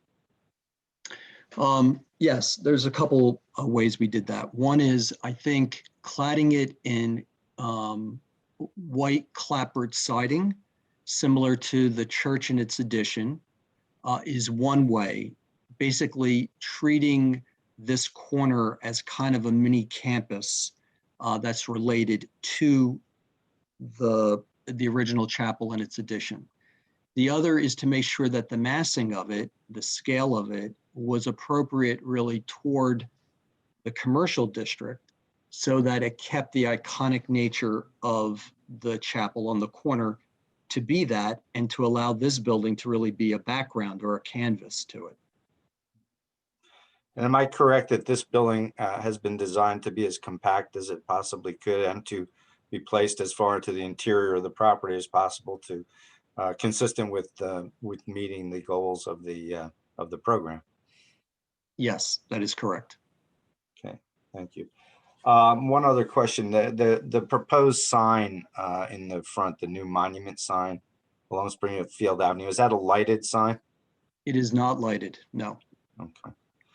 So I know that the engineer will talk a little bit more detail about lighting, but from your standpoint, the only lighting on this proposed new building is really the code required lighting for the exit ways. Is that correct?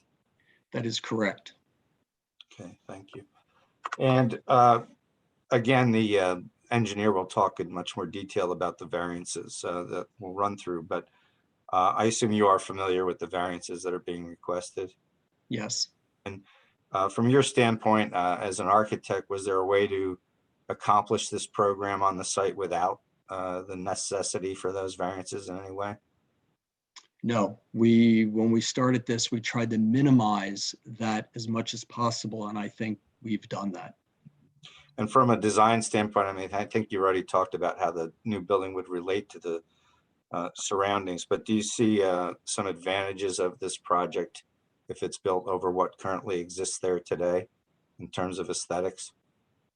Well, I think there's a couple great advantages. One is the welcome lawn that faces out to Springfield.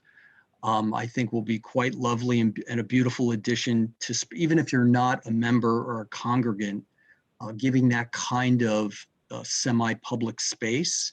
It's not really a public space, but the sense is there's no gate, there's no fence along there. It's a welcoming gesture. I think that's wonderful. I think along Waldron, being able to look into a garden as opposed to a parking lot is also a wonderful addition.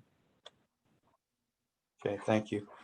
Mr. Chairman, if the board's professionals are going to just review their comments with Mr. Tattoni to the extent they apply to him, I'll dispense with that, or I can take him through them. It's your pleasure. Mr. Minor, you're on a roll. If you'd like to go, I'll let our board professionals hit cleanup here. So. Okay. Okay. So you want me to continue, or? You're welcome to continue. Yeah. Okay. Well, let's just take a quick look. Mr. Tattoni, I think there were a couple things in various of the comments. I'm first looking at Krista's. I think we confirmed that the monument site was not, monument sign was not going to be lighted. And we discussed there is interior storage here for trash and recycling, correct? Yes, it's in the basement. So there's not going to be any exterior dumpster or enclosure or anything like that, and the church just puts out trash on the They bring the tree. day. Correct. Okay. I'm just flipping through. I'm on the engineering comments now, but I think those are mostly for Mr. Patel, if I'm not mistaken. And then we have the planner's comments.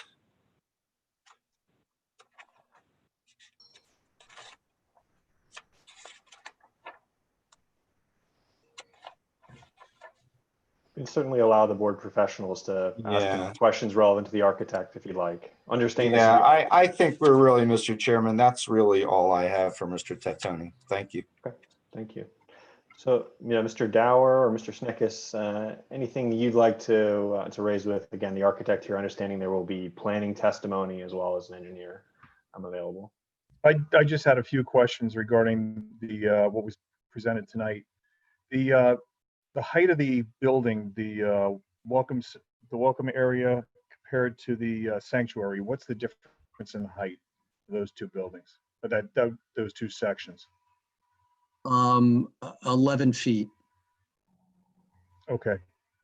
And how does that compare to the height of the church, the existing sanctuary? 4 feet. So the height of the ridge of the existing church is at 34 feet, roughly. The actual dimensions are on the technical drawings we sent you, and we're at 37 feet. Okay. So it's a 3 foot difference. Okay, and the glass is you said it's not going to be mirrored, correct? It is not mirrored, no. Okay, and the pictures that were taken, the renderings that you provided, what time of the year were those photographs taken? Do you know? I think they were taken in the spring, right before the trees bud. I can't remember with COVID. I'm sorry. Okay. When we got out there. Yes, they were taken right around the springtime. Okay. Yeah, if you look, if I go back, you'll see the trees are just beginning to bud. Right. I noticed that. That's why I asked that question. So there Yeah. would be, in theory, there would be more screening compared to what you showed in those renderings. We're showing probably the worst case. Correct. Okay. I don't have any further questions, Mr. Chairman. Mr. Snickis, anything you'd like to highlight for the architect? Yes, Mr. Chairman, just actually the first question I have is it seemed that the Historic Commission had identified they were looking for some of the perspectives in 3D modeling. And I guess I'll maybe offer this question to Chris, whether or not those illustrations have been shared with them. Sorry, Ed, I missed that. You said the historic preservation memo? Yeah, the preservation memo, they were talking about seeing some of the exhibits that I think it might have been shared this evening. And it might be relative to see if they've received those same illustrations, because it seems to address a lot of their questions. I can certainly share them with them, but they only got the application and the all the staff plans and everything else, like all the other professionals. They didn't get any exhibits at this time. Okay, I just thought I would offer that to the board just in case they're interested in the responses to those issues. With that in mind, I know you had tried to address the issues of the historic significance of the existing structure. What do you feel is the consistency of the proposed structure to the surroundings? One of the things in the master plan is talking about historic structures and its relationship to other historic structures. From your professional opinion, how do you feel the proposed addition addresses those issues? I think the proposed addition addresses those issues by really letting the historic chapel be its own jewel on the corner and not trying to trivialize it by replicating it or anything like that. I think I think there was a question about the historic significance of the property that's being taken down. Mm-hmm. And I don't believe that is of significance to the town While it is charming, and that was mentioned in the report, you have to look at it from a number of ways. One is age. Yes, it's older than 50 years old. That's important. Two, are there any discerning features that you don't find any other place and makes it super special and unique? And unique, I mean really unique. I don't think that would be the case. I think there's lots of other residential structures that are equally as significant or more significant in the area. Okay. In that regard, with the demolition of the existing structure, we're exposing more of the adjacent building wall in that same space. What is your proposal there? Is to resurface that wall in obviously conference with the adjacent property owner? The building appears to actually be set away some dimension. So we think, from what we could kind of peer in, it looks reasonable. So we think paint and patching will work. If during the demolition time, obviously, that is not going to work and something more substantial has to be done, we would have to engage in a conversation with that building owner about how to do that. Okay. In that regard, in the one view you showed looking west on Springfield Avenue, it seems that becomes rather a large blank wall from that elevation as a result of moving the building back. And I respect why you moved the building back. Is there anything you have in mind to address that wall as far as that large expanse of blank wall? Yeah, we're hoping that the ornamental trees that are in front of the welcome hall, plus the big deciduous tree on that corner, when they get a little bit more mature, their structure will be in front of that space. There is the possibility to consider additional planting in front of that wall. One of the things that we have to be careful of is there is an egress path that's coming out of the welcome lobby on that area. So if we were to contemplate that or think about it, we would still have to be able to maintain that egress pathway. Okay. That's something I would offer for the board, is something we should take a look at as possibly landscaping or some detail there to help address that view. The sign location, one of the things Krista noted was there's a variance for setback for the sign. I'm not sure if you're going to be the witness to address the details of the sign, but I know the planner will be providing testimony associated with that sign setback. Why was it chosen at that setback from your perspective? Did you have a decision in that? No, we did. We were the ones suggesting that the setback, if the sign for it to have presence on the street so people can see really needed to be, we felt, at the entrance as a little gateway to coming into the property. That's why it's at the intersection of the Bluestone path and the existing sidewalk along Springfield. We felt like if you pushed it back, it wouldn't establish an implied gate or entry into the property. And it might be difficult to see. It's not being lit, so. Where are the mechanicals contemplated on the building? So we have two locations for the mechanicals, in the basement and on the roof behind the parapet of the Welcome Center. So none of the mechanicals can be seen. Okay. They're all screened by surface or they're in the building. Okay, the parapets themselves will be high enough to screen them? Yes, okay. Absolutely. Thank you. No further questions. Any questions from members of the board? Well, I have one question. Mr. Lardieri, yep. Hi. Good evening, Mr. Titoni. Good evening. I appreciate your testimony, and I really enjoyed the different visuals, the different angles that you brought to bring this more to life so we could see the building in all the different angles. I understand the height of the proposed sanctuary would meet city zoning ordinance, but would it be possible to still meet your objective or the objective, the goals of that sanctuary, 300 seats, with lowering that building potentially to the height of the building next door. What is that, the paint shop or whatever? Is that at all possible? Would it make sense? No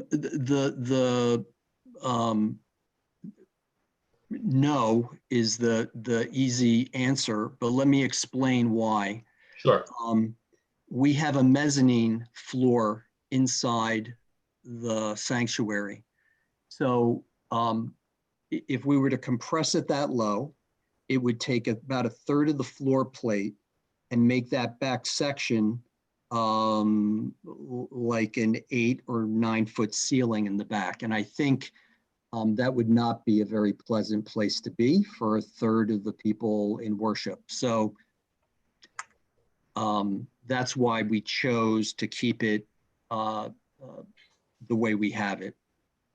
Okay, so the proposed height, it needs to be at the proposed height in order to meet your objectives. It Yeah. cannot be lower, whether to the height of the building next door or even a little bit lower. The answer is, as you said, no. Yes.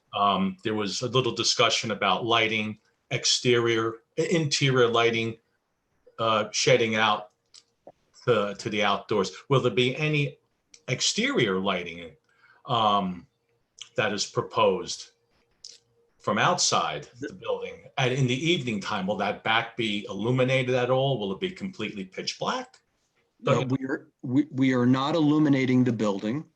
The only lighting, and our civil engineer will be reviewing this with you.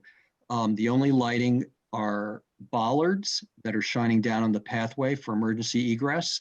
And there is a light between the existing building and the proposed sanctuary. That area between there, it's a 10-foot area. There's egress pathways. There's one light shining down, not out, illuminating that. But the building itself is not being illuminated, no. Mr. Tony, thank you for your time this evening. I appreciate it. Thank you. Other questions from member of the board? Yep, Ms. Newell, go ahead. I have a question, and I'm piggybacking off of Mr. Larieri's question about the height of the building. And I appreciate your 3D rendering, because looking on the plans, you couldn't really get the scope of the building. And I guess, have you considered making it wider instead of higher? Because looking from Waldron, even with the landscaping, it seems like it's going to be a interesting visual for the residents on Waldron, because it's going to be very high, even with the planting. I don't think it's going to appear very high because of what I mentioned before, but we did consider, to answer your question, did you look at making it a different shape instead of square and up? And the answer was yes, but it didn't work for how current worship is happening. And Emily talked a little bit about this. It's very important that congregants get to see each other. Basically, a square or a circle works the best. And if you look at the plan is a square or more rectangular. The more you get it as a rectangle and the lower you become, the more you create an old-fashioned basilica church. And that's really not how worship is being conducted. So programmatically, functionally, it wouldn't work for them. Okay. I have a follow-up on that. Was it possible to go below grade with the first floor of the sanctuary, thereby lowering the height of the overall building? It would create other issues about accessibility and handicap. Right now, you're able to sort of just come right in on grade.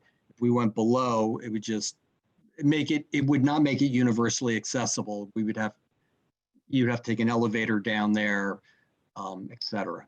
Would it be possible to do ramping? It would just be obtrusive, or would it be? It would increase the impossible? floor plate. It would increase the floor plate. We have very, very tight, compact floor plan. And so to make the ramps work at 1 and 12, we would just be eating up a lot. We'd have to make the building bigger. The footprint would have to be bigger. Approximately how much bigger? It depends how far down you go. I mean, I'm not being acute about that. I mean, honestly, so No, I let's get say, that. you know, for every foot down, we need 12 foot of length of ramp. So, you know, if we went 2 feet down, 24 feet of length, 3 feet down, 36 feet of length, so on and so forth, and 5 feet wide. So that just kind of gives you an approximation. All right. Thank you. I have a couple questions, Mr. Titone, and if you're not the right, can people hear me? Yep, you're Yes. good, please. Tom. Thanks. Because I'm muted, okay. And Mr. Titone or Mr. Maynard, if you feel Mr. Titone is not the right witness for these questions, the fire chief had 3 requirements he wanted to address. Is the applicant comfortable with those? They seem pretty critical for the fire department safety concerns. Yes. I think, yeah, I think the answer to that is yes, we're comfortable with those, and our engineer can address those too. Okay. And would the engineer be the one to give us details about the automatic fire suppression that the construction official is looking for too? That would be us. Okay, so And the building will have a sprinkler system. It will be automatic fire suppression, no problem. We plan on that. that's all I have. Other questions from the board? Just a few from myself then to clean up here. Mr. Titone, just as background, given your, I don't want to say limited experience with architecture, certainly extensive experience with architecture, but maybe perhaps limited in New Jersey. Do you personally or your firm have experience designing other church sanctuaries, or specifically Unitarian Universalist church sanctuaries? No, we do not. Okay. And then I'm going to jump around a bit here, so excuse me. With back to the signage question, I think I saw in one of the illustrations that in addition to the new sign in front of the proposed new structure, that the existing sign in front of the historic sanctuary would remain. That's correct? That is correct, yes. Okay.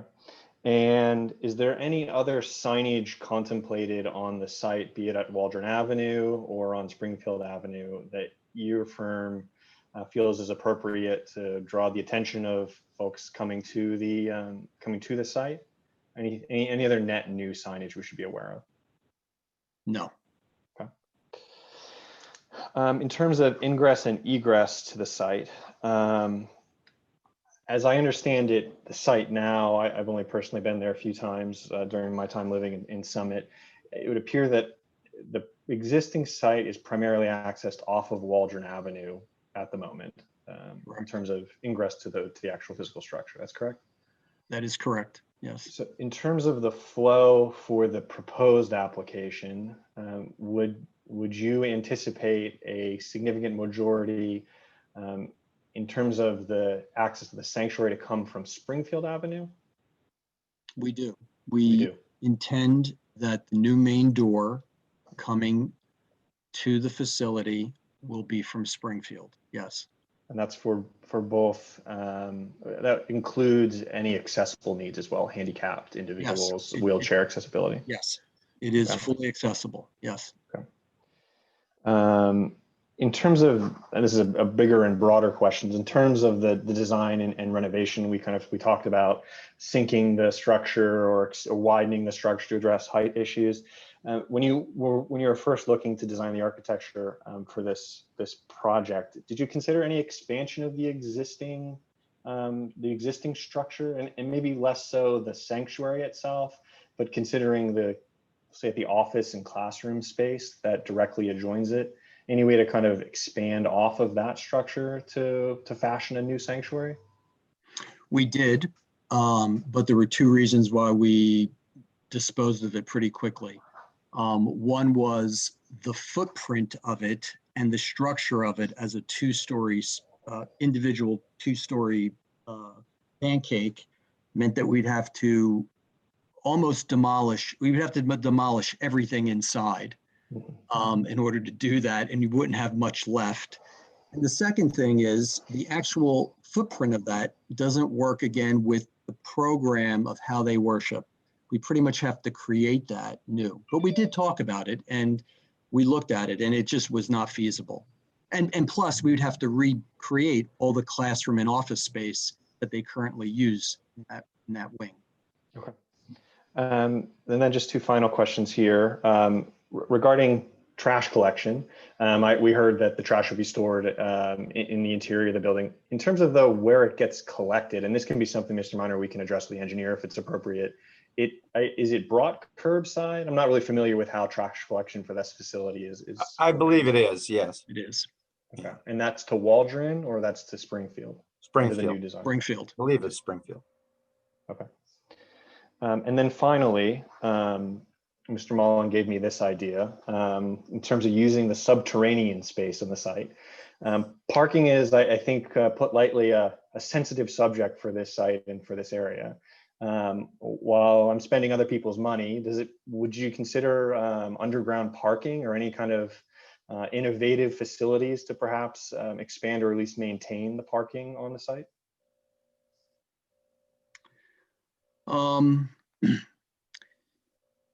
Theoretically, putting underground parking on such a small, narrow lot is again not feasible. And the reason is the required width for drive aisles and parking spaces, and then the ramps to get up and down would eat up it would be more than the width of the lot probably. So it would not be feasible. Mr. Lukich, you have a follow-up question there or? No. Okay. I think he's exactly right about that. Okay. All right. Thank you, Mr. Titoni. Thank you. Any other questions from members of the board before we, Mr. Minor, will jump to the projector's attorney, Mr. Kronheim. He's with us there. Oh, there he is. All right, Mr. Kronheim, what do you got for us? Thank you. Just to start with, could you show us on the plan where exactly is the playground intended? I don't think I saw that on the rendering. Can you point that to us? Can you all see? Let's see. I'll get back to share screen. Thank you. There we go. Give me a second. So the playground is in this area right here, where I have my cursor. And does that appear in any of your 3D renderings? It does not appear in the 3D renderings. So the 3D renderings you showed were inaccurate in the sense that they would not show the views from Waldron, particularly into the site, because there would actually be a playground there. They're accurate in that they show the area where the playground is. It does not show any structure on there. That's correct. Okay, thank you. And I want to call your attention to the letter that was referenced earlier, the September 15th, 2020 historic preservation letter. And it was your testimony earlier that you felt that there was no particular significant, that the existing structure did not present any sort of significant historic architecture. Is that correct? Am I paraphrasing that correctly? Yes. Okay. So you would it's fair to say that you would disagree. Well, I guess let me ask you, would you disagree with the Historic Preservation Commission's assessment that is a charming brick structure? I would not disagree with the words charming brick structure. Okay, or that it has graced the downtown for roughly 100 years. I wouldn't disagree with that. It's graced the downtown for 100 years. Okay. Can you, and you feel that a glass monolith basically is what you're proposing here, that's appropriate and for a historic district? Can you explain why? It's not a glass monolith. I was very specific about where the glass was. It's very limited on this building. Okay, but can you point to an example of a early 20th century structure in downtown Summit of a similar style? This building is a church. It's a place of worship. Everything adjacent to it is a commercial structure. The way that it is contiguous with the commercial structure is that the front portion of the building aligns with the height of all the other buildings along Springfield. And there is a glass entrance piece right here where you enter. Okay, but to be clear, that wasn't my question. My question was, could you point to an example of a similar building, a similar earlier 20th century style building in Summit that looks like this? Does one exist? Probably not. This is a unique design. I'm sure there isn't one that looks like this in Summit. And normally in a historic district, would you expect to find buildings that are out of time, by such a significant, or let me rephrase that. In a historic district, you expect to find typically a building that is somehow different or out of character with the others. Yes, absolutely, all the time. Okay. Could you let's see. And I think what the question was asked earlier, how many Unitarian, have you ever designed a Unitarian church, but how many churches have you personally designed? None. This is our first church. Okay. And so would you consider yourself to be an expert in church layout, uses, function, or? No, I consider myself to be an expert in architecture. Okay, but you've never designed a church. So you can see why I'm asking the question. I want to know what considerations you took into account, being that it was your first church. What factors did you consider here when designing the church? Oh, we considered a lot of factors.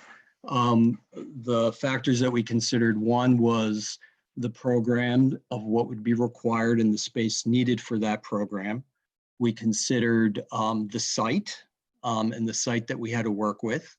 We considered the importance of the history of Unitarian churches and the kinds of architects that Unitarians have in the past hired.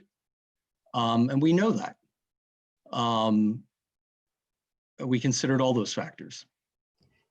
From a functional standpoint, what factors go into your design? Can you talk me through, in specific, I want to know, we heard testimony earlier from the pastor about the age of the congregation, that obviously a lot of the congregation comes from a distance and drives. Why, I'd like to know what considerations you made for a church located in a downtown area where most people are driving to get there. What specifically in this design addresses that? I'm not sure what your question is. So I can rephrase it if you'd like. So for example, let me go one by one. Maybe I'll break it down into smaller pieces. You don't have a provision here for any pickup or drop-off location whatsoever, correct? The pickup and drop-off will continue to be on Waldron. I think that's what Emily said in her testimony. Right, but you didn't. You in this plan have made no provision for that, for somewhere on the property. It's already there. There's no circle. Did you consider putting in a driveway, parking spaces, or a circle, some way that people might be able to park on the property? I think that's a question better directed to the engineer. I'm willing to reserve that question for the engineer.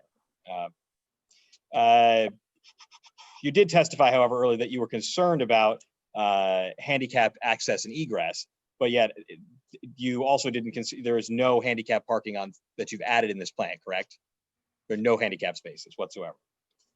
There are no handicap places on this. That's correct. Okay. If you wouldn't mind, would you turn to the 3D rendering you had labeled proposed Springfield Avenue from south? If you have that, if you're able to go to that drawing, that's great. Thank you.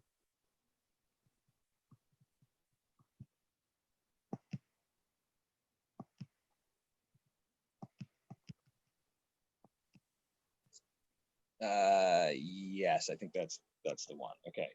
And are you familiar with the existing conditions of the adjacent buildings? And I guess I'm speaking to the west side of the property. Over here? Yeah. Yes, correct. Okay. So as currently constituted, the second floor windows of that adjacent building to the west, are they blocked by the current building or by the current structure? They are not blocked by the current structure, and they won't be blocked by this structure. Let's go. Do you want to go? Would you like to go to the site plan? You're proposing a side yard setback of 0 feet on that side. Is that correct? I think it's 4 inches, but okay, 0 feet. I'll take the 4 inches, but that building is set back in such a way that if you'd like to, if we can go to the. I'm going to go there. Great. I'm Thank go you. there. Okay. and you can see the existing building is sort of, I guess, in your, and again, it's hard not to be able to point to this in person, but where your cursor is to the Yes. right, exactly. And what is the existing condition of the building on the top side of the diagram there?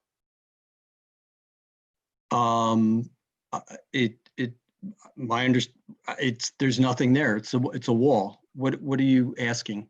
There's a Is it window not over here. Not a two-story building? It is a two-story building that steps down to a one-story building. Right, and as you propose that, and what's the height of that building going to be? Of the sanctuary? The height of the sanctuary is 37 feet at this point. Okay, and with 0 setback off the side lot line, will it cover those windows? There are no windows here. The windows are over here. There's a window over here. Then let's go back to your prior drawing, the proposed Springfield Avenue in the south, because that's not what you show in your rendering. The drawing we were just looking at, and I believe one of the board members made a comment about the nature of that wall that shows no. I'm sorry, the drawing we were just at. Yes, see, there are no windows currently there, but there are windows in the rear of the property.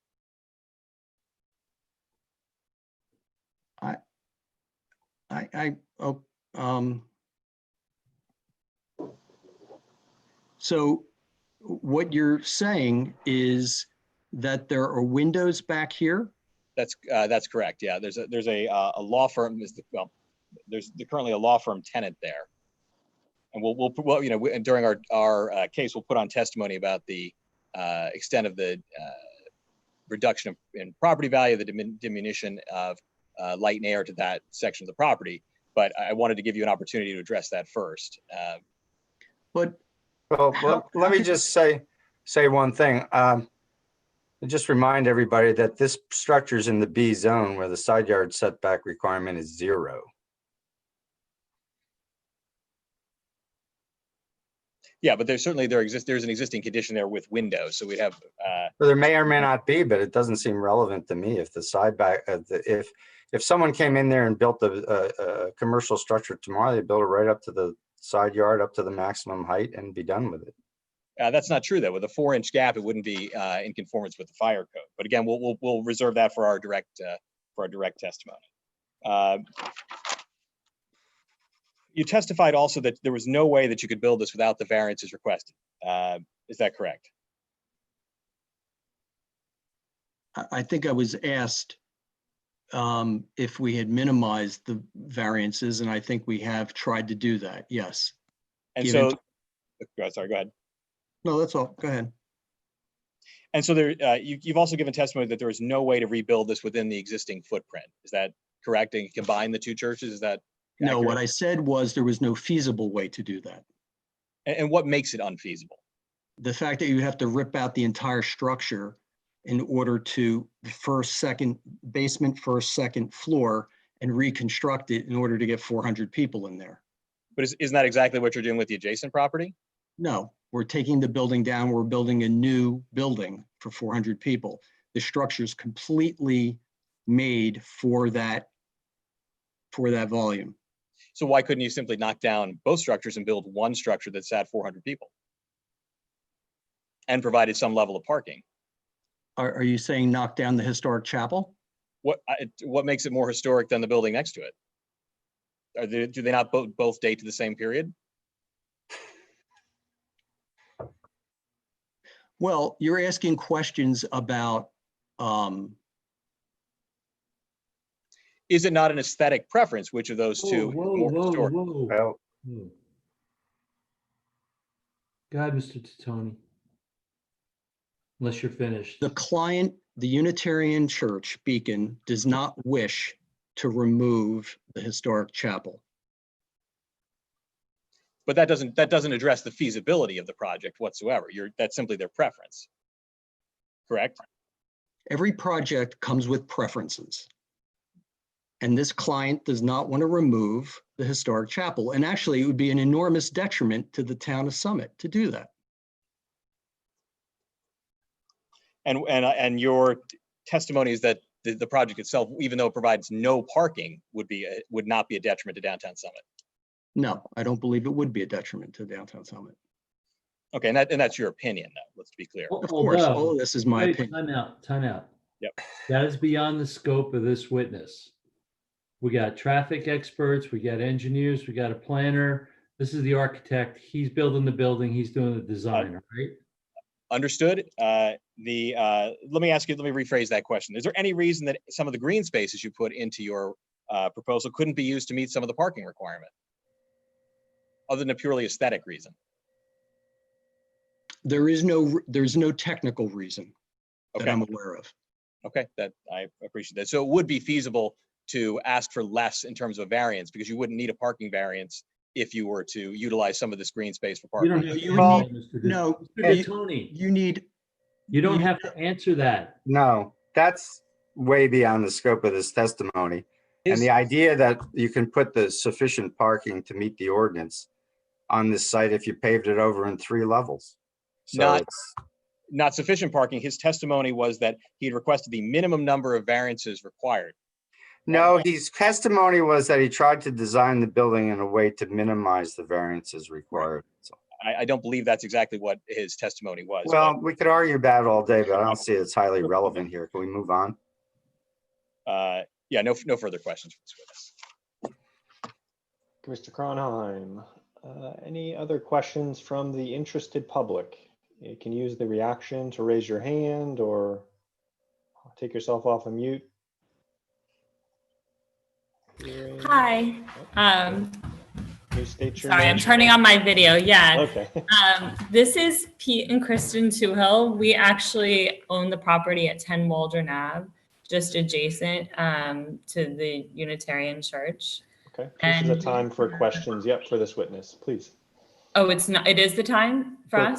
Questions, just for this questions witness. only. Yeah. Okay. So the we just have a couple questions. The first one is in regards to the windows that are on the side of the property. Would any of those be, it doesn't sound like, would any of those have any views into our property? Especially the second story. Yeah. Or the balconies. No, when the north side of the sanctuary faces your property. The windows there are 8 feet high. The fence is 7 feet high. From your property, you would not be able to see at ground. From your second floor, you're going to be able to look down onto the property just like you currently do. But those windows on the back, like I said, are 8 feet high. So they're relatively small. And just so I'm clear, and there's no, even ones that are maybe not people are looking at, but just like at night when there's like events or anything, there's no kind of second story windows of any sort that any light will be coming down. No, the wall that faces you has no 2-story windows in them at all. Okay. And then my other question, I think, was kind of answered by another question, but I know you guys you'd shown the proposed layout, and you'd shown where the entrance was currently on Waldron, the main entrance, and then you said that the proposed new main entrance was on Springfield, but then someone said that people who are disabled, like there would still be drop-offs on Waldron. So that entrance would still be open then, right? And so people who parked on Waldron or parked on other streets could still enter and cut through the Waldron entrance to get to the new church, correct? The plan is that entrance off of Waldron will remain, but will not be promoted as the main entrance to the building. Right, but it would still be unlocked, and so people who are familiar with coming in through that entrance Correct. would presumably still walk through. Correct. Okay. And then I had another question. Did Beacon have any other alternate locations that they asked you to look at to maybe design a space that would work for all their needs maybe outside of Summit or outside of the downtown area or in another part, that maybe could meet the needs of a church with 400 people. I don't know that that's the architect. I don't know if the architect should be answering that question. Oh, I was just wondering if if they talked with an architect about any other locations. Mr. Tony, they talked to you about any other locations? No, they did not. Okay. No, I think I that's just have it one for other, now. I just have one other question. No, and that was just on the playground. What kind of structures are anticipated and what colors will they be and how many kids will be there? It's just like, obviously it's like right up, like on top of our property line. And so I'm just curious what that's going to look like, what that's going to sound like. The engineer is going to talk about that. And there's a layout of the equipment that the manufacturer provided us, and we'll cover that in the next meeting. Oh, okay. One more thing too. They'd said something about having emergency vehicle access along Waldron, but then there was a proposed rendering with just a wrought iron gate, and it didn't look like an emergency vehicle could go through that. And if there was an emergency. Again, the engineer can talk about that in more detail, I'm sorry, but that I'm was just a designed. layperson. I wasn't sure whether it would be an Yeah. architect or the engineer. So. But those gates are designed to permit a fire truck to go through them. You know, the fire. The fireman would just locked. go through the They're gates. locked. No, they're locked, and the fire department has the keys, and they open them and pull the truck in. So. Oh, okay. Okay. But the Yeah, engineer I will was just cover curious. that. When I saw that, I Gotcha. was like, oh, okay. There's not an opening to go through. Okay. No, it's a good question. Okay. Thank you very much. No. Any other questions from the interested public? Oh, I see a hand. Maybe that looks like a clapping hand. I don't know if that's a hand raise. Person with the name M. Okay. Hearing. Hi. Oh, yes. Can you hear me? That was me. I'm sorry. Okay. My name is Michael. I live on. I live didn't on hear his Barry. name. Michael, can you state your full name, spell your last, and then state your address as well? Sure. It's Michael Schwartz, SCHWARTZ, on 24 DeBerry. Okay, please, your question. Okay, sure. So just a couple questions. I don't know if the architect can go maybe back to the demonstrative where he kind of laid out what will be promoted as the primary entrance. Okay.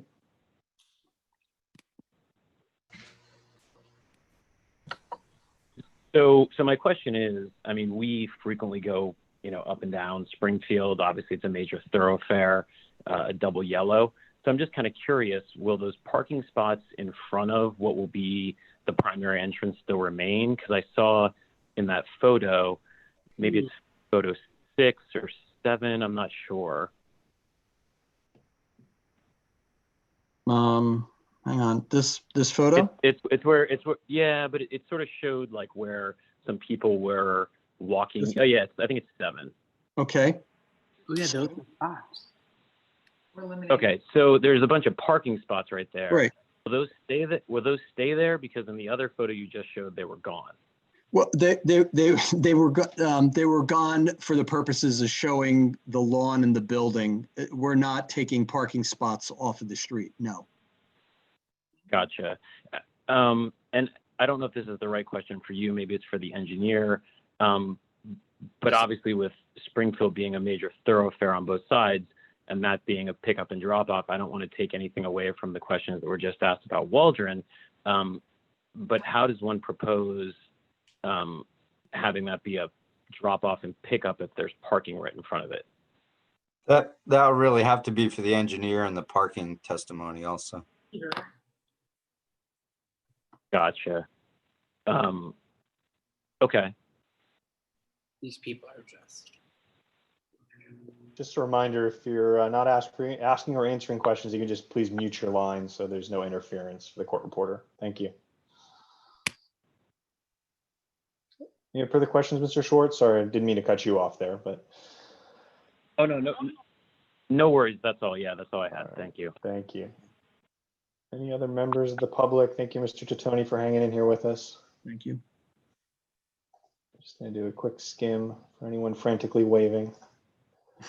All right, I don't see anyone. It's nearly 10 o'clock, Mr. Minor, so if you'll indulge the board, I think we'll conclude for this evening with this application. Great. So it's October 19th. All right, Chris, we're on for October 19th. I believe we have another dedicated evening for you. You just confirm Great. it quickly. Chris, Do we're you good. believe the time in which the board has to act? If there is one, I hereby waive it. Okay. I have one question, Mr. Chairman. Not sure who's asking here. Sorry. Ed Snikes, Oh, Mr. Snikes, sorry. Yes. just if the applicant can submit the playground equipment exhibit ahead of time? It's in the package. It's under application. Oh, it should be? Okay. Yeah, thank you. it should be up on the website. Might be my oversight. Thank you. Okay. At 10 o'clock, it could be mine too. All right, so then we're on to hear Act 2 of Beacon Unitarian on October 19th. We need a motion and a second to carry this matter without further notice to October 19th. So moved. Yuko motions, we have a second. I second Michael Arderi. Mr. Larderi, Who made the motion? Mr. Larderi, No, he made the second. the second. I'm Mr. Yuko. Yuko did.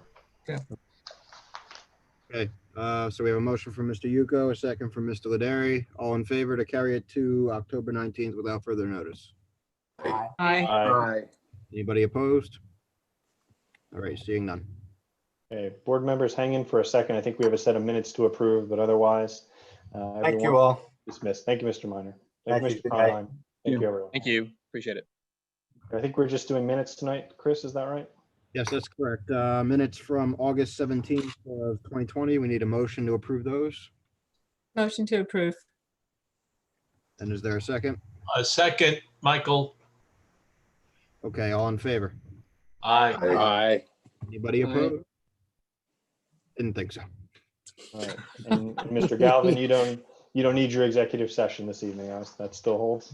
It looks like 2 weeks from now we'll do it. Okay, very well. All right. Great. With that, we are adjourned. Thank you, everyone. Good night. Good night. Thank you. Evening. Thanks. Thank you. All right, everybody. Thanks.